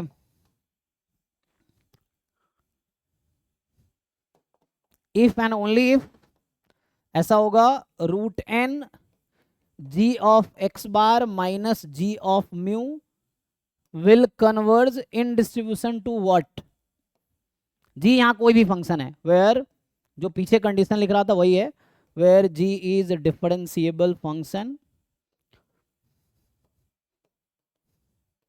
एट म्यू विथ कंडीशन क्या है कि जी डैश म्यू 0 नहीं होने चाहिए। तो ये सेंट्रल लिमिट थ्योरम है, ये जो थ्योरम है ना सेंट्रल लिमिट थ्योरम है, उसी का एक्सटेंशन लिख रहा हूं मैं। तो ये हमने अभी लिखा था कि x1 x2 xn is any distribution with mean mu, तो उसी को जस्ट मैं दूसरे वे में लिख रहा हूँ, है ना। तो यहाँ लिखा था ना कि x1 x2 xn are IID random variable with mean mu and variance sigma square, ठीक है। तो मैं क्या लिख रहा हूँ यहाँ पे कि X bar minus mu upon sigma by root N will converge, ये सेंट्रल लिमिट थ्योरम का ओरिजिनल स्टेटमेंट है जो हमने लिखा था, उसी को हमने मॉडिफाई किया, सिग्मा को उस साइड भेज दिया। कैसे हुआ, इसका वेरिएंस निकाल के देखो क्या आएगा, तो अभी 1 आएगा। इसका वेरिएंस निकाल के देखो तो अभी सिग्मा स्क्वायर आएगा, अभी वेरिएंस निकालो इसका तो रूट एन का स्क्वायर एन हो जाएगा, इसका sigma square by n cancel हो जाएगा, म्यू का वेरिएंस 0, तो ये सिग्मा स्क्वायर आएगा। तो तुम्हें पता कैसे चलेगा क्या लेना है, तो इसका वेरिएंस निकालोगे तो सिग्मा स्क्वायर आएगा, इसका वेरिएंस निकालोगे 1 आएगा, मीन इसका निकालोगे 0 होगा। इंटेंसिटी लगाना है बाद में, लेकिन जरूरत नहीं पड़ेगी यहाँ पे। देखो अब मैं बोल रहा हूँ G X bar minus G mu will converge in distribution to what, तो ये एक्चुअली डेल्टा मेथड जो आगे लिख रहा हूँ उसी का एप्लीकेशन है। तो यहाँ आ जाएगा 0 कॉमा ये होगा G dash mu whole square into sigma square. तो ये एक पर्टिकुलर हमने सेंट्रल लिमिट थ्योरम के टर्म्स में लिख दिया, ये इनटू है G dash mu whole square into sigma square. So this quantity चाहे जी कोई भी फंक्शन हो बट वो डिफरेंशिएबल होने चाहिए और जी डैश म्यू 0 नहीं होना चाहिए। तो ये है कंडीशन बस, तो उसके लिए ओके है, यहाँ कुछ भी हो सकता है, ठीक है। तो ये बस सेंट्रल लिमिट थ्योरम में ऐसे यूज करो, ऐसे यूज करो, ऐसे यूज करो, सेम बात है, ठीक है। तो यूज एनीवे देन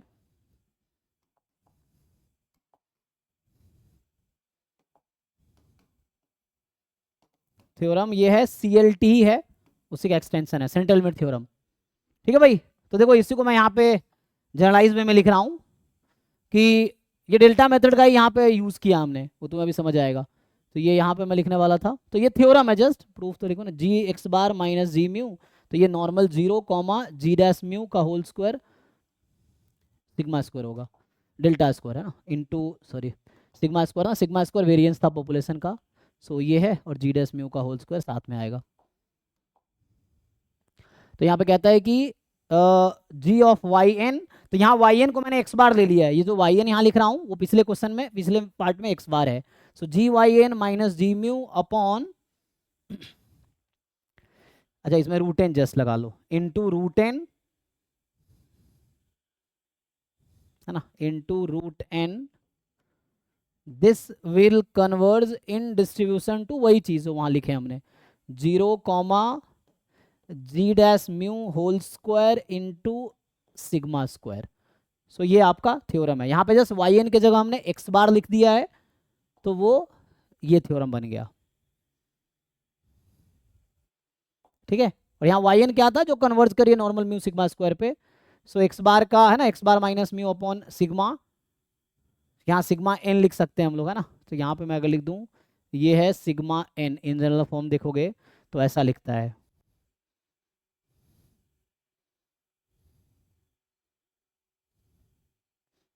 ये रहे तो अभी के लिए ना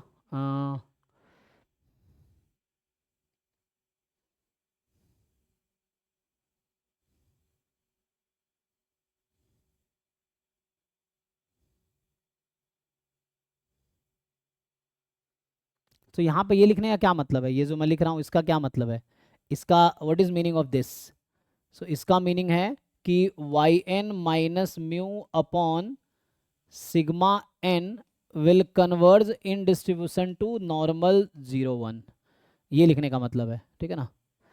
so Y N minus mu upon sigma N will converge in distribution to normal 0 1, है ना। यहाँ पे क्या है, Y N minus, so this quantity is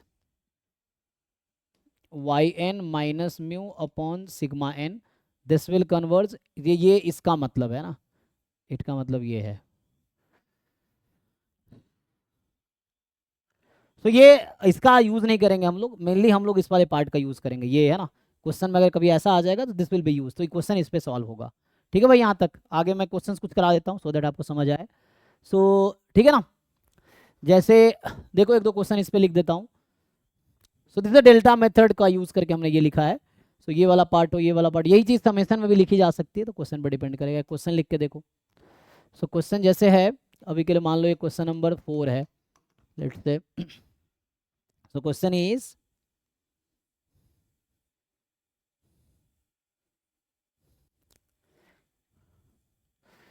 so let x1 comma x2 up to xn be a random sample from distribution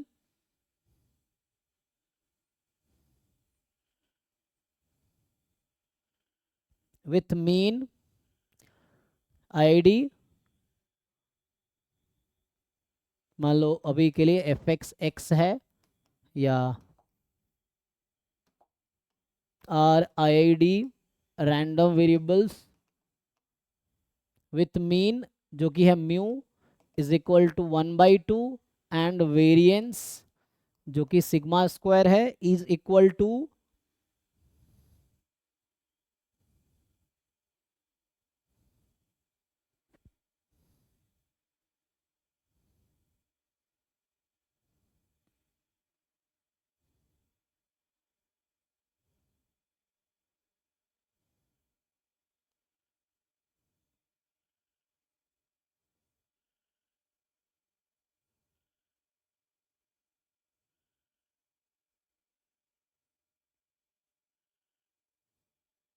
मान लो अभी के लिए 2 ले लेते हैं, या चलो 1/4 ले लिया। अब आपसे क्वेश्चन ये है, देन अब यहाँ पे मैं gx आपको डिफाइन कर रहा हूँ। gx is a function defined as, so gx is a function and define जो किया गया है यहाँ पे,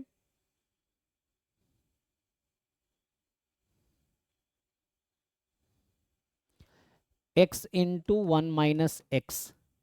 देन आपसे क्या पूछ रहा है, ठीक है, डिफरेंशियल फंक्शन है ये, इसको आप ऐसे समझ सकते हैं, x माइनस एक्स स्क्वायर है। तो आपसे पूछ रहा है देन कि आपके पास जो होगा ये सिंपल है, या मैं ये ना लिखूं, अगर मैं सिंपल आपको ऐसे नाम बोलता, मैं ये बोलता कि x bar into 1 minus x bar minus 1/4 into root N,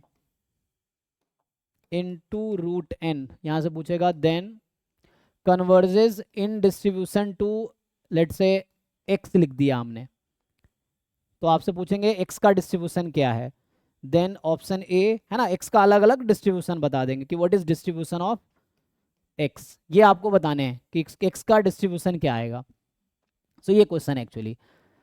सो x1 x2 xn ID random variables का मीन म्यू है, वेरिएंस 1/4 है, और x bar into 1 minus x bar, ये जो आएगा this converges in distribution to x। तो question is x का distribution क्या आएगा, what is distribution of x।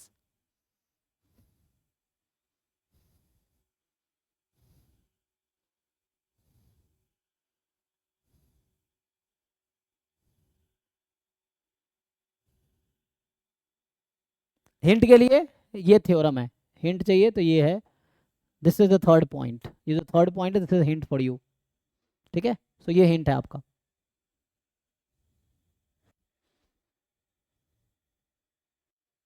This line, ठीक है, this line is a hint, आपको जी समझना है क्या है, इस पे फिट करो एंड देन उसको वो करो। क्विकली आंसर बताओ, क्या आएगा? तो what is distribution of X?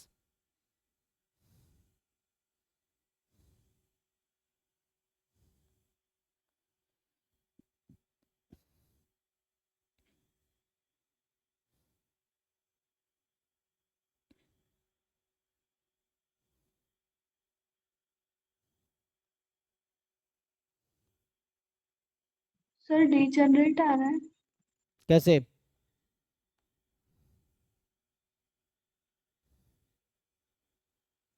Sir variance 0 हो जा रहा था। अच्छा वेरिएंस 0 हो जा रहा है। ओ तो मुझे ऐसा बनाना चाहिए था वेरिएंस 0 ना हो, तो ऐसा हो जा रहा है। तो नॉर्मल 0,0 आ रहा है। अच्छा तो इसका मतलब डीजेनरेट हो जाएगा फिर उस केस में, है ना? तो मतलब अभी के लिए ठीक है, तो ये हो सकता है डीजेनरेट है, कोई प्रॉब्लम नहीं है अगर वेरिएंस। लेकिन यहाँ पे दिक्कत क्या हो रहा है कि जी डैश म्यू 0 हो जा रहा होगा, है ना?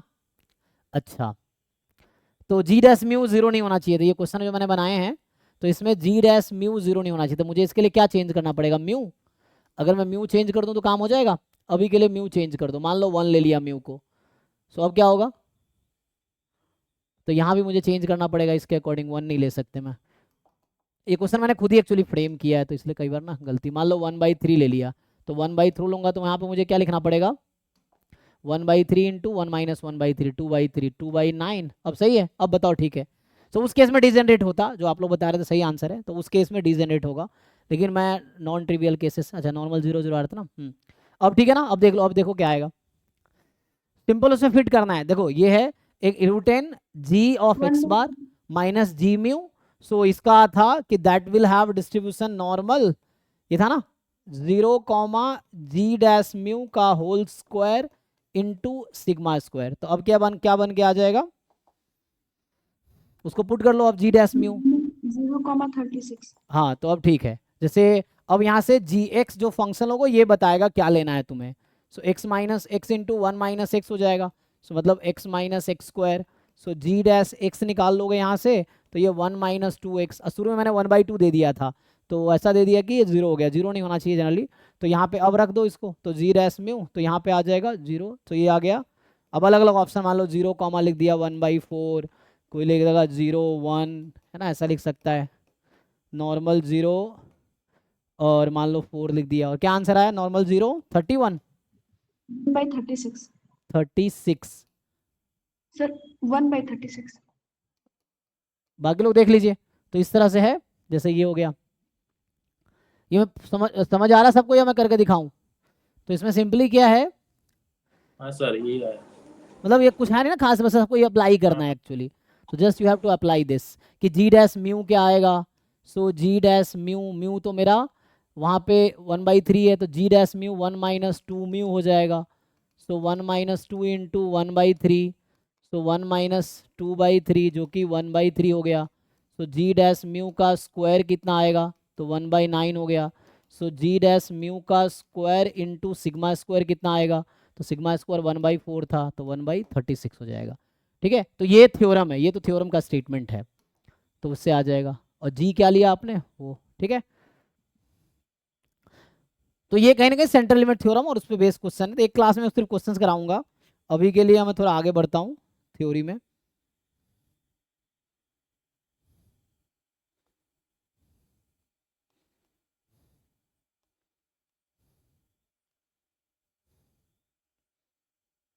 ठीक है?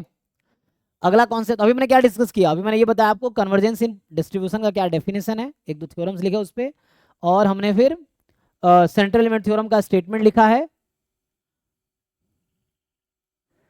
हाँ एक्चुअली वहां पे डायरेक्टली अप्लाई नहीं कर पाएंगे, है ना? तो वो नॉर्मल नहीं है क्योंकि वहां पे कंडीशन था कि जी dash mu should not be 0, लेकिन हमने एग्जांपल ऐसा लिया। बट अगर आंसर इसमें स्टिल देना होगा तो डिजेनरेट ही होगा, क्योंकि कहीं वेरिएंस 0 आ जाए इसका मतलब वो डिजेनरेट ही है, तो answer will be degenerate.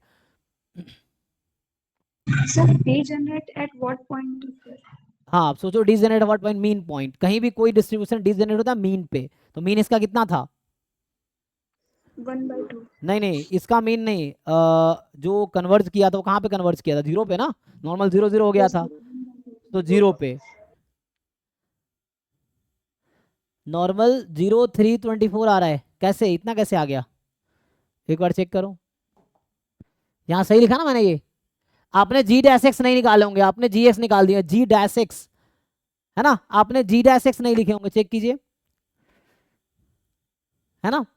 Theorem में क्या है, यहाँ जी डैश एक्स है, आपने जी म्यू निकाल दिया होगा, मुझे ऐसा लग रहा है, ये जी डैश म्यू है। सर हाँ 1/9 इंटू 1/16 का वो आ रहा है।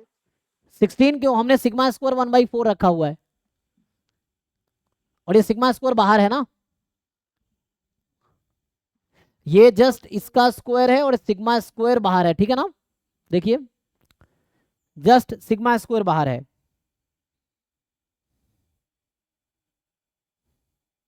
सर नॉर्मल के केस में यदि आ रहा है तो जो नॉर्मल 0 0 बन रहा है तो उसके 0 के अबाउट डिजेनरेट बोलेंगे, या जो पहले दिया हुआ था 1/2 उसके नहीं अबाउट? नहीं, जो डिस्ट्रीब्यूशन आ रहा है उसका मीन नॉर्मल 0 0 है, तो इसका मीन कितना है, 0 है ना, यस वो तो नॉर्मल ही है, तो उसका वेरिएंस 0 थोड़ी डिजेनरेट उस पॉइंट पे होगा। अगर यहाँ पे जो आपका मीन 0 0 आ रहा था, तो degenerate at mean, mean mean 0, तो डिजेनरेट एट 0, ओके सर। ठीक है ना। यहाँ सिग्मा स्क्वायर बाहर है, G dash mu whole square into sigma square, ठीक है ना, एक बार देख लीजिए सब लोग।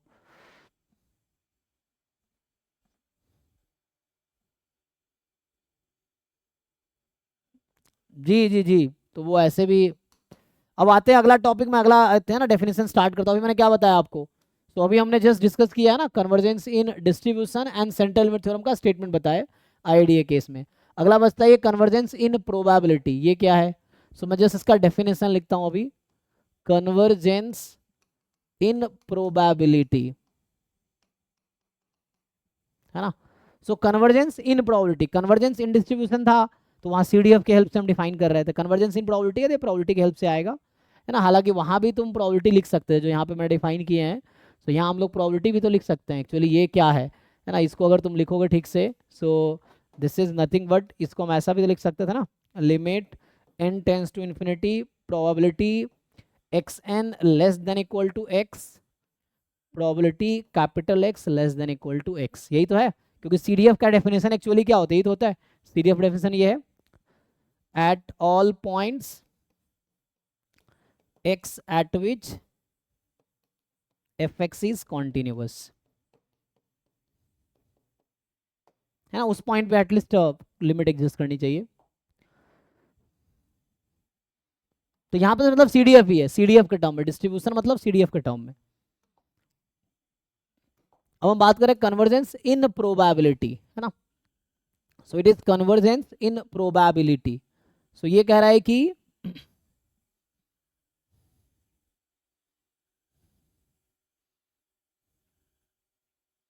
नहीं नहीं, ये सब रिलेटेड नहीं है तुम्हारे उसमें, है ना, बोरेल कैंटली लेमा, ये सब लेमा वो सब जैम में नहीं है ना। बहुत सारे कन्वर्जेंस मेनली 4 टाइप के, और भी अलग अलग डिफाइन कर रखा है, जैम में 2 तरह का ही है, जिससे रिलेटेड चीज़ें ही पढ़नी है, वरना बहुत सारी चीज़ें एक्स्ट्रा है जो आपको नहीं पढ़ना है अभी, उन्हीं चीज़ें फोकस करो जो सिलेबस में है ना, जैसे बोरेल कैंटली लेमा, ऐसे बहुत सारे लेमा हैं जो जैम में नहीं है। सो कन्वर्जेंस इन प्रोबेबिलिटी, इसमें क्या होगा, फिर से let x1 x2 dot dot dot xn be a sequence of random variables, तो ये just sequence of random variables हैं, it is a sequence of random variables and so on, है ना, ये खत्म तो होगा नहीं, तो be a sequence of random variables.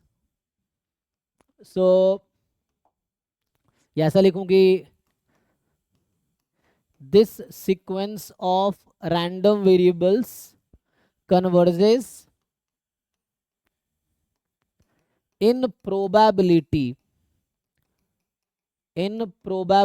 to x या to a random variable x if and only if this converges in probability to a random variable x if and only if for all epsilon more than 0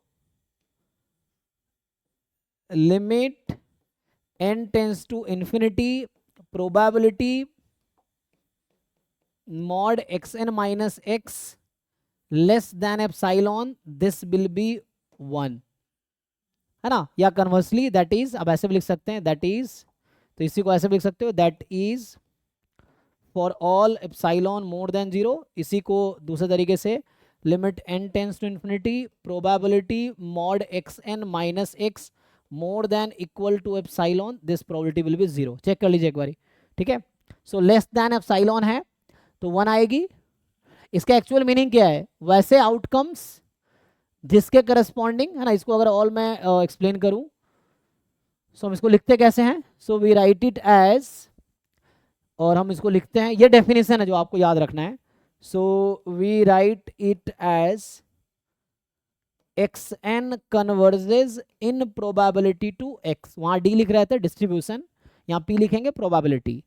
so xn converges in probability to x, ठीक है। तो मैं ये बता रहा हूँ ये क्या कह रहा हूँ, तो यहाँ हमने क्या लिखा कि xn is a sequence of random variable that converges in probability to x if and only if limit n tends to infinity probability mod xn minus x less than epsilon, this less than है तो 1 for all epsilon more than 0, यही है। इसका क्या मतलब है, तो इसका मतलब ये है कि probability those outcomes in sample space जिसके corresponding, ठीक है, इसकी वैल्यू लेस देन एप्सिलॉन है, ये प्रोबेबिलिटी 1 हो जाएगी। तो वैसे आउटकम सैंपल स्पेस में हम काउंट करेंगे। एक्सएन क्या है, एक रैंडम वेरिएबल है ना, random variable is a function that map outcome of sample space to a real number.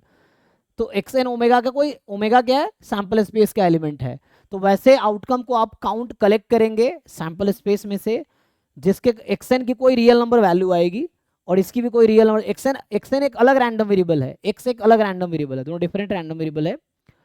तो इसकी वैल्यू और इसकी वैल्यू बीच का जो डिफरेंस आएगा वो एप्सिलॉन से कम होगा, चाहे आप कोई भी एप्सिलॉन ले लो, है ना।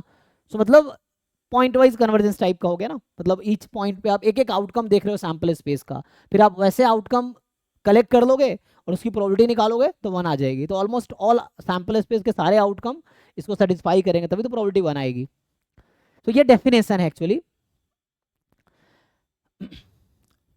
तो मेनली यहाँ पे थ्योरम्स बहुत हेल्प करता है, या वीक लॉ ऑफ लार्ज में एक दो क्वेश्चंस देख लो पहले। सो यहाँ पे जो हेल्प करता है हमें,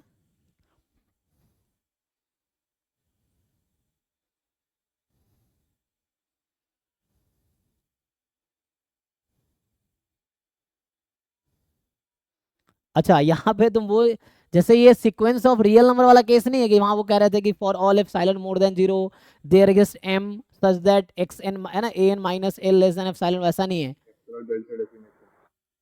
नहीं, ये अलग है, रैंडम वेरिएबल वो अलग चीज था ना। तो वहां पे एक्चुअली क्या था कि जब हम ये लिखते थे, चलो रिकॉल कराता हूं, तो वहां अलग है। रिएनालिसिस में जब करते थे हम ये बोलते थे कि an sequence converges to limit l if and only if for all epsilon more than 0 there exists n naught which is a natural number such that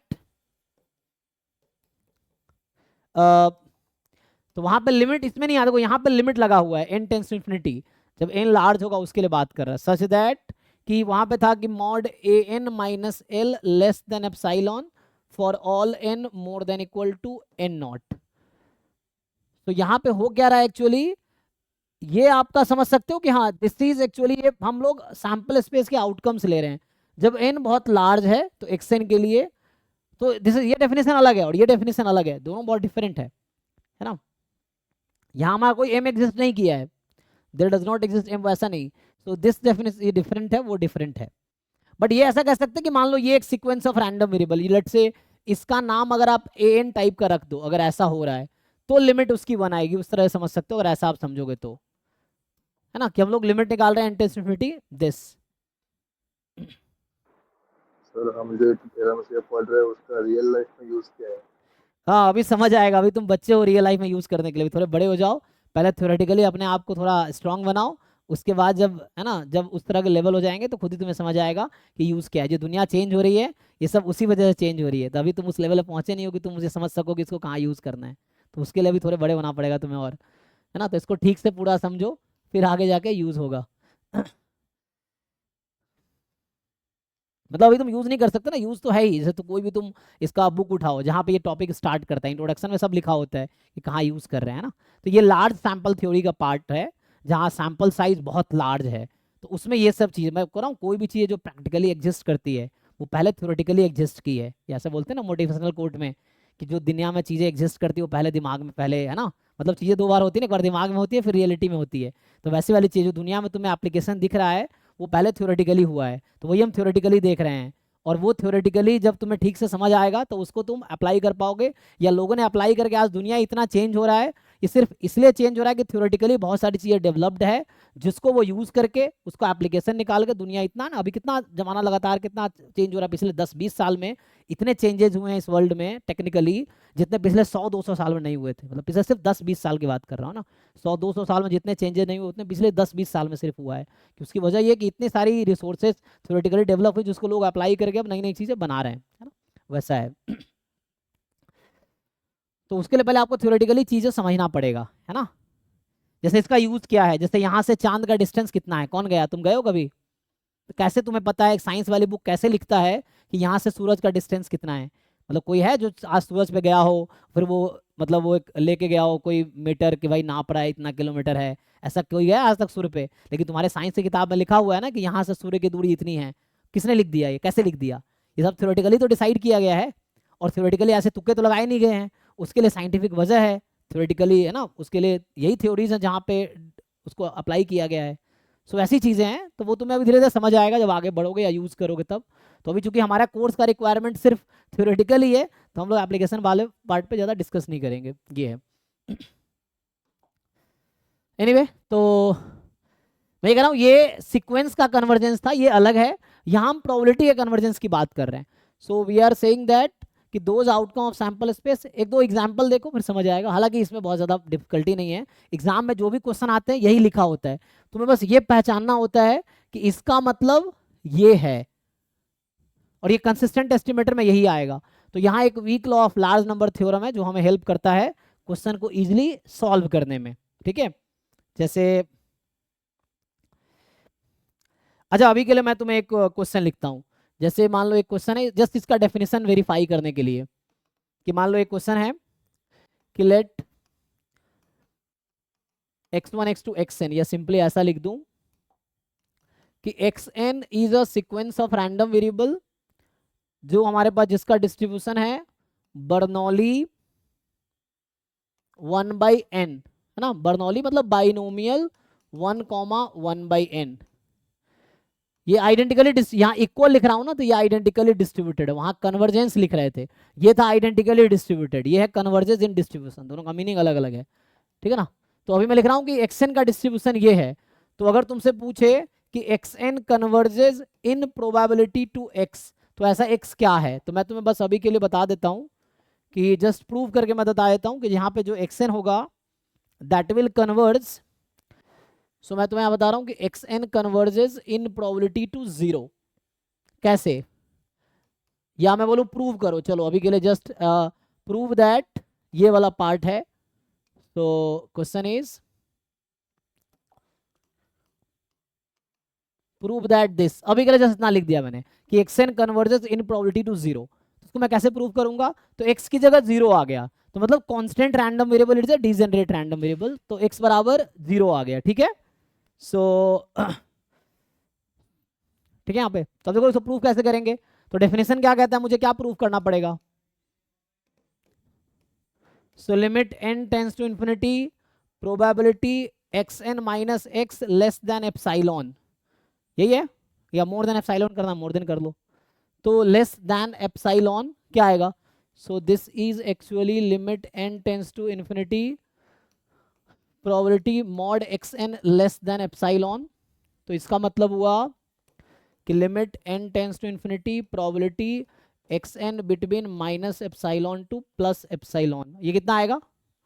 अब तुम्हें क्या लगता है इस बीच में कौन सा नंबर है, अच्छा फॉर एनी एप्सिलॉन पॉजिटिव, तो मैं ये तुम्हें कह रहा हूं कि चाहे तुम कोई भी एप्सिलॉन ले लो पॉजिटिव, मैं एप्सिलॉन को 1/10,000 ले लेता हूं मान लो अभी के लिए, तो क्या लगता है, अच्छा xn के सपोर्ट में क्या क्या आएगा, what is support of random variable xn, यहाँ पे xn के सपोर्ट में क्या क्या है 0 1, तो xn की तो वही पॉसिबल वैल्यू है, और तुम्हें क्या लग रहा है कि एप्सिलॉन हम कुछ भी चूज करेंगे, so which value of xn will always fall into this interval, है ना, so whatever epsilon you choose 0 will always belong to this interval because epsilon तो पॉजिटिव है, तो कुछ भी ले लो उसके लिए होना चाहिए फॉर एनी एप्सिलॉन। तो 0 की गारंटी है, 1 की गारंटी थोड़ी है, क्योंकि हर एप्सिलॉन के लिए होल्ड करना चाहिए, तो वो सिर्फ 0 ही है ऐसा। तो इसका मतलब ये हुआ कि limit n tends to infinity probability xn is 0, यही आया, क्योंकि सिर्फ 0 ही सेटिस्फाई करेगी। अब मुझे ये बताओ limit n tends to infinity xn बराबर 0 की प्रोबेबिलिटी क्या आती है बर्नौली 1/n में? 1 minus 1 1. minus 1 by है ना, क्योंकि ये 1/n जो है 1 पे p बर्नौली p में p is the probability at 1, क्योंकि प्रोबेबिलिटी ऑफ सक्सेस है, तो 0 की प्रोबेबिलिटी कितनी होगी? तो ये वैल्यू आ गई 1 माइनस 1/n। अब लगाओ n टेंस टू इन्फिनिटी, तो कितना हो गया ये 1।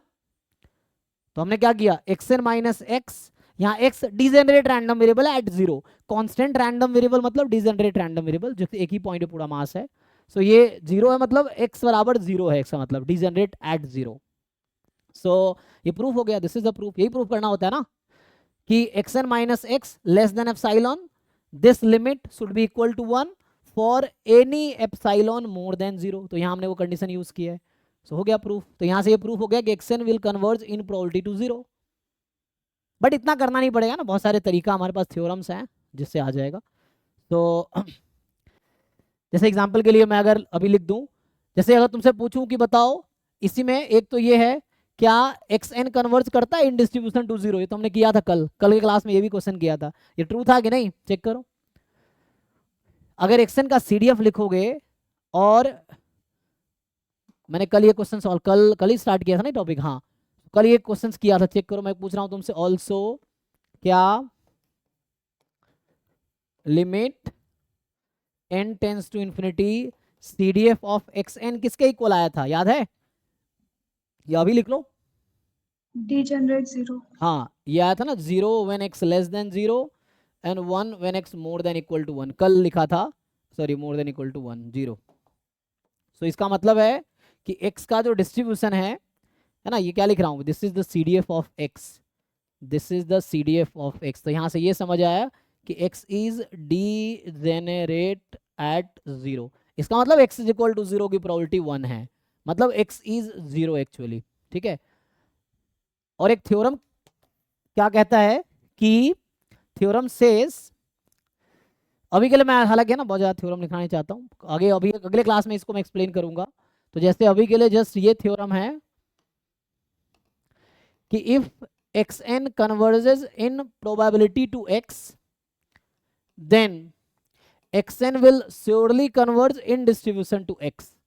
अगर xn रैंडम वेरिएबल x पे कन्वर्ज कर रही है इन प्रोबेबिलिटी, तो ये गारंटी है कि वो कन्वर्ज करेगी in distribution. Converse is not true, so यहाँ पे ये कन्वर्स इसका जरूरी नहीं है ट्रू होगा, है ना। सो कन्वर्स मैं ये बोलना चाह रहा हूँ, अगर xn कन्वर्ज कर दिया in distribution to does not guarantee, this does not guarantee या does not imply xn converges in probability to x। ये कोई गारंटी नहीं देगा कि xn प्रोबेबिलिटी में भी कन्वर्ज करेगी, ठीक है। बट इसका रिजल्ट ये है कि अगर x डिजेनरेट हो जाए तो इफ एंड ओनली इफ है xn converges in probability to some constant k if and only if xn converges in distribution to k is a constant, है ना, where k is some real number, मतलब degenerate random. अगर xn degenerate पे converge करे इन probability, तो guarantee है कि xn converge करेगी in distribution to that degenerate random variable. तो यहाँ इफ एंड ओनली इफ है because of this constant. In general true नहीं है if and only if, but constant के लिए ट्रू है।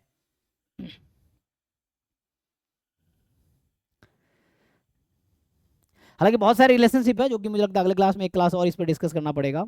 सो बहुत सारे थ्योरम्स हैं आगे, जैसे जो ये weak law of large number, अभी यहीं लिख के मैं कंप्लीट कर देता हूँ, बाकी अगले क्लास में डिस्कस करूंगा फिर से। सो ये एक थ्योरम है, जैसे central limit theorem convergence in distribution के लिए बता रहा था कि x bar minus mu upon sigma by root n convergence in distribution to normal 0 1। तो वैसे ही ये थ्योरम का नाम है weak law of large number, ये शॉर्ट फॉर्म है, पूरा नाम है weak law of large number, है ना। अच्छा, इस थ्योरम की वजह से बोलते हैं this is the stronger condition than this, क्योंकि ये इसको इम्प्लाई कर रहा है this is a stronger condition, है ना, this is a weaker condition. और इससे भी स्ट्रॉन्ग कंडीशन होता है ऑलमोस्ट श्योर कन्वर्जेंस। इसीलिए ऑलमोस्ट श्योर कन्वर्जेंस के करस्पॉन्डिंग जो थ्योरम बनता है उसको बोलते हैं strong law of large number, और इसके करस्पॉन्डिंग जो थ्योरम बन रहा है वो है weak law of large number, क्योंकि इससे भी स्ट्रॉन्गर कंडीशन है ऑलमोस्ट श्योर कन्वर्जेंस, जो कि आपके सिलेबस में नहीं है, जैम में नहीं है, गेट में है। तो यहाँ पे weak law of large number, मतलब क्या होता n टेंड्स टू इन्फिनिटी, ये है ना, n is large. So large sample theory एक सब्जेक्ट आता है हायर लेवल पे, तो उसमें ये सब डिटेल में है। तो इसका बस इतना ही स्टेटमेंट है। हाँ सर बुक में लार्ज नंबर लिखा हुआ है, इसका मतलब वही होगा। हाँ, लार्ज नंबर मतलब n टेंड्स टू लार्ज, हाँ नहीं, सीधे लिखा हुआ है लार्ज नंबर हाँ बुक वही में, चीज़ है, वीक लॉ इसका ऑफ लार्ज मतलब number, large number, law of large number लिखा होगा जस्ट, ये लार्ज नंबर वही चीज़ है। हाँ तो ठीक है ना। तो यहाँ पे क्या होता है कि let x1 x2 up to xn are IID random variables with, है ना, random variable with mean mu मान लो, है ना, in which all moments exist, मान लो ऐसा है। So with mean mu, then ये थ्योरम का पहला स्टेटमेंट ये है कि x बार converges in probability to mu. इसका क्या मतलब है, दैट इज कि ये जो 1/n समेशन xi है जिसको हमने लिखा था sample mean, sample mean will surely converge in probability to population mean. ये थ्योरम है, तुम्हें आंख बंद करके कभी भी यूज कर सकते हो किसी भी डिस्ट्रीब्यूशन के लिए, मतलब चाहे x1 x2 xn का कोई भी डिस्ट्रीब्यूशन हो, कोई भी डिस्ट्रीब्यूशन IID है, कोई भी डिस्ट्रीब्यूशन हो, ये this random variable x bar will always converge in probability to mu. इतना ही नहीं, इसका एक्सटेंशन भी है। तो अगर दूसरा लिखूं जैसे 1/n summation xi square i from 1 to n, this will converge in probability to ex square, and इसको ऐसे ही तुम एक्सटेंड कर सकते हो,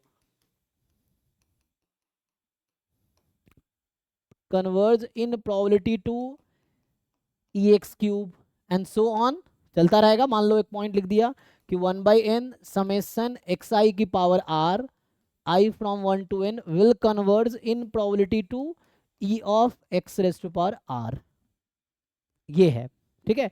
सो ये है weak law of large number, this theorem weak law of, इसमें बहुत सारे क्वेश्चन आते हैं एग्जाम में। सो क्योंकि मेन यही है कि weak law of large number and this, बाकी थ्योरम्स तो बहुत है जो कल डिस्कस करते, कल क्वेश्चंस कराऊंगा, तो कल ये पार्ट कंप्लीट कर लेंगे हम लोग। सो ये जो है ना, ये वाला पार्ट है, कल इसको हम कंप्लीट कर लेंगे। अभी के लिए मैंने लिखा दिया जो भी जरूरत थी यहाँ पे। सो हमने सब कुछ जो जरूरत है वो लिख दिया, कन्वर्जेंस इन प्रोबेबिलिटी का डेफिनेशन लिखा है, एक क्वेश्चन जस्ट कराया हूँ, बाकी वो थ्योरम से हो जाएगा सारे क्वेश्चंस जनरली।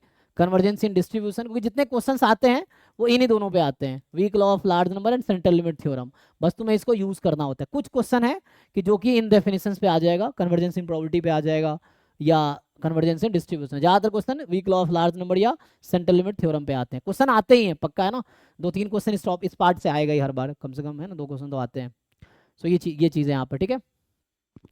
तो मैंने थ्योरी तो लिखा दिया, बट कल थोड़े और थ्योरम्स लिखेंगे, फिर कल क्वेश्चन सॉल्व करेंगे, PYQs के क्वेश्चन जो इस टॉपिक पे आए हैं वो सॉल्व करके फिर अगले क्लास में इसको कंप्लीट करके फिर आगे, है ना। सो ये पार्ट, बाकी थ्योरी मैंने कंप्लीट कर दिया है, बचे हैं कुछ रिजल्ट्स और क्वेश्चन सॉल्व करना PYQs के, ठीक है। ऐसे टाइम तो हो गया, वरना कुछ लिख सकता हूँ तो उसमें कंप्लीट ही हो जाएगा, थ्योरीज भी कुछ खास नहीं है, जस्ट कुछ थ्योरम्स हैं, है ना। जैसे अगर मैं कुछ थ्योरम्स लिख दूँ तो इसमें ये होता है कि let xn converges in probability to x and g be any continuous function, g be any continuous function, then जो ये g of xn will always converge in probability to gx। तो ये सब ना हमें हेल्प करेगा क्वेश्चन सॉल्व करने में, थ्योरम्स, डेफिनेशन लगाने की बहुत कम जरूरत पड़ेगी, मतलब बहुत कम, बाकी ये थ्योरम्स ही हमें क्वेश्चन सॉल्व करने में हेल्प करेगा। तो xn converges in probability to x, g कोई कॉन्टिन्यूअस फंक्शन है तो g xn will converge to gx। Also जैसे ये है कि let xn converges in probability to x, ठीक है, ये दे रखा है, और यहाँ पे let an and bn are sequence of real numbers, an and bn are sequence of real numbers, they are sequence of real numbers such that कि an की लिमिट है मान लो limit of a n n tends to infinity, let's say चलो small a है ना, and b n की limit है, limit n tends to infinity, मान लो बी एन की लिमिट 0 है, या अभी के लिए ए एन की लिमिट 1 ले लेता हूँ जस्ट समझाने के लिए, बाकी जनरलाइज भी कर सकते हो, ए ही ले लो, और बी एन की लिमिट बी ले लो, कोई दिक्कत नहीं है। सो बी एन की लिमिट अगर आप बी ले लोगे तो क्या होता है देन, सो ये जो a time x n plus b n will converge in probability to what, क्या लगता है आप लोगों को क्या होना चाहिए, a n time x n plus b n will converge in probability to x plus b. Simple है, ए एक्स प्लस बी, ठीक है, ए एक्स प्लस बी। तो ये थ्योरम्स लिख रहा हूँ ना, ये जो भी ये थ्योरम्स है, यहाँ पे ये कि x n converges in probability to x and y n converges in probability to y, then इसमें सारे कंडीशन ट्रू हो जाएंगे। जैसे कहने का मतलब देन जो ये x n plus minus y n will converge in probability to x plus minus y, मतलब x n plus y n will converge in probability to x plus y, x N minus y n will converge in probability to x minus y, and इस तरीके से product भी होगा in fact x n into y n. Condition false है। हाँ क्या कहना चाह रहे हो तुम, डिस्ट्रीब्यूशन में ये condition may be not true ऐसा था ना, कन्वर्जेंस इन डिस्ट्रीब्यूशन में ट्रू नहीं था, these are not true in case of convergence in distribution but these are true in case of convergence in probability, ठीक है ना, तो ये स्ट्रॉन्ग कंडीशन है। पर ऐसा क्यों वहाँ पे मे नॉट ट्रू, यहाँ पे ट्रू आ रहा है हर बार। हाँ यहाँ हर बार ट्रू आएगा, वहां मे नॉट ट्रू होगा, एग्जैक्टली वही बोल रहा हूँ, ठीक है ना। सो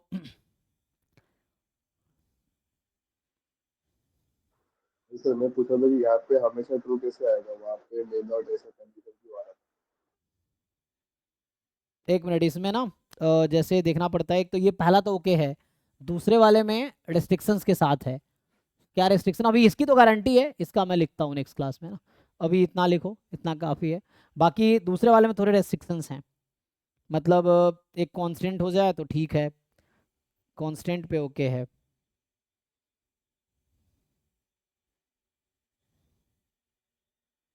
नहीं ठीक था, ओके कोई दिक्कत नहीं है, बिना रेस्ट्रिक्शन का ये फाइन है, ठीक है चलेगा। तो सो ऑलमोस्ट यही थ्योरी है, बाकी तो ओके है।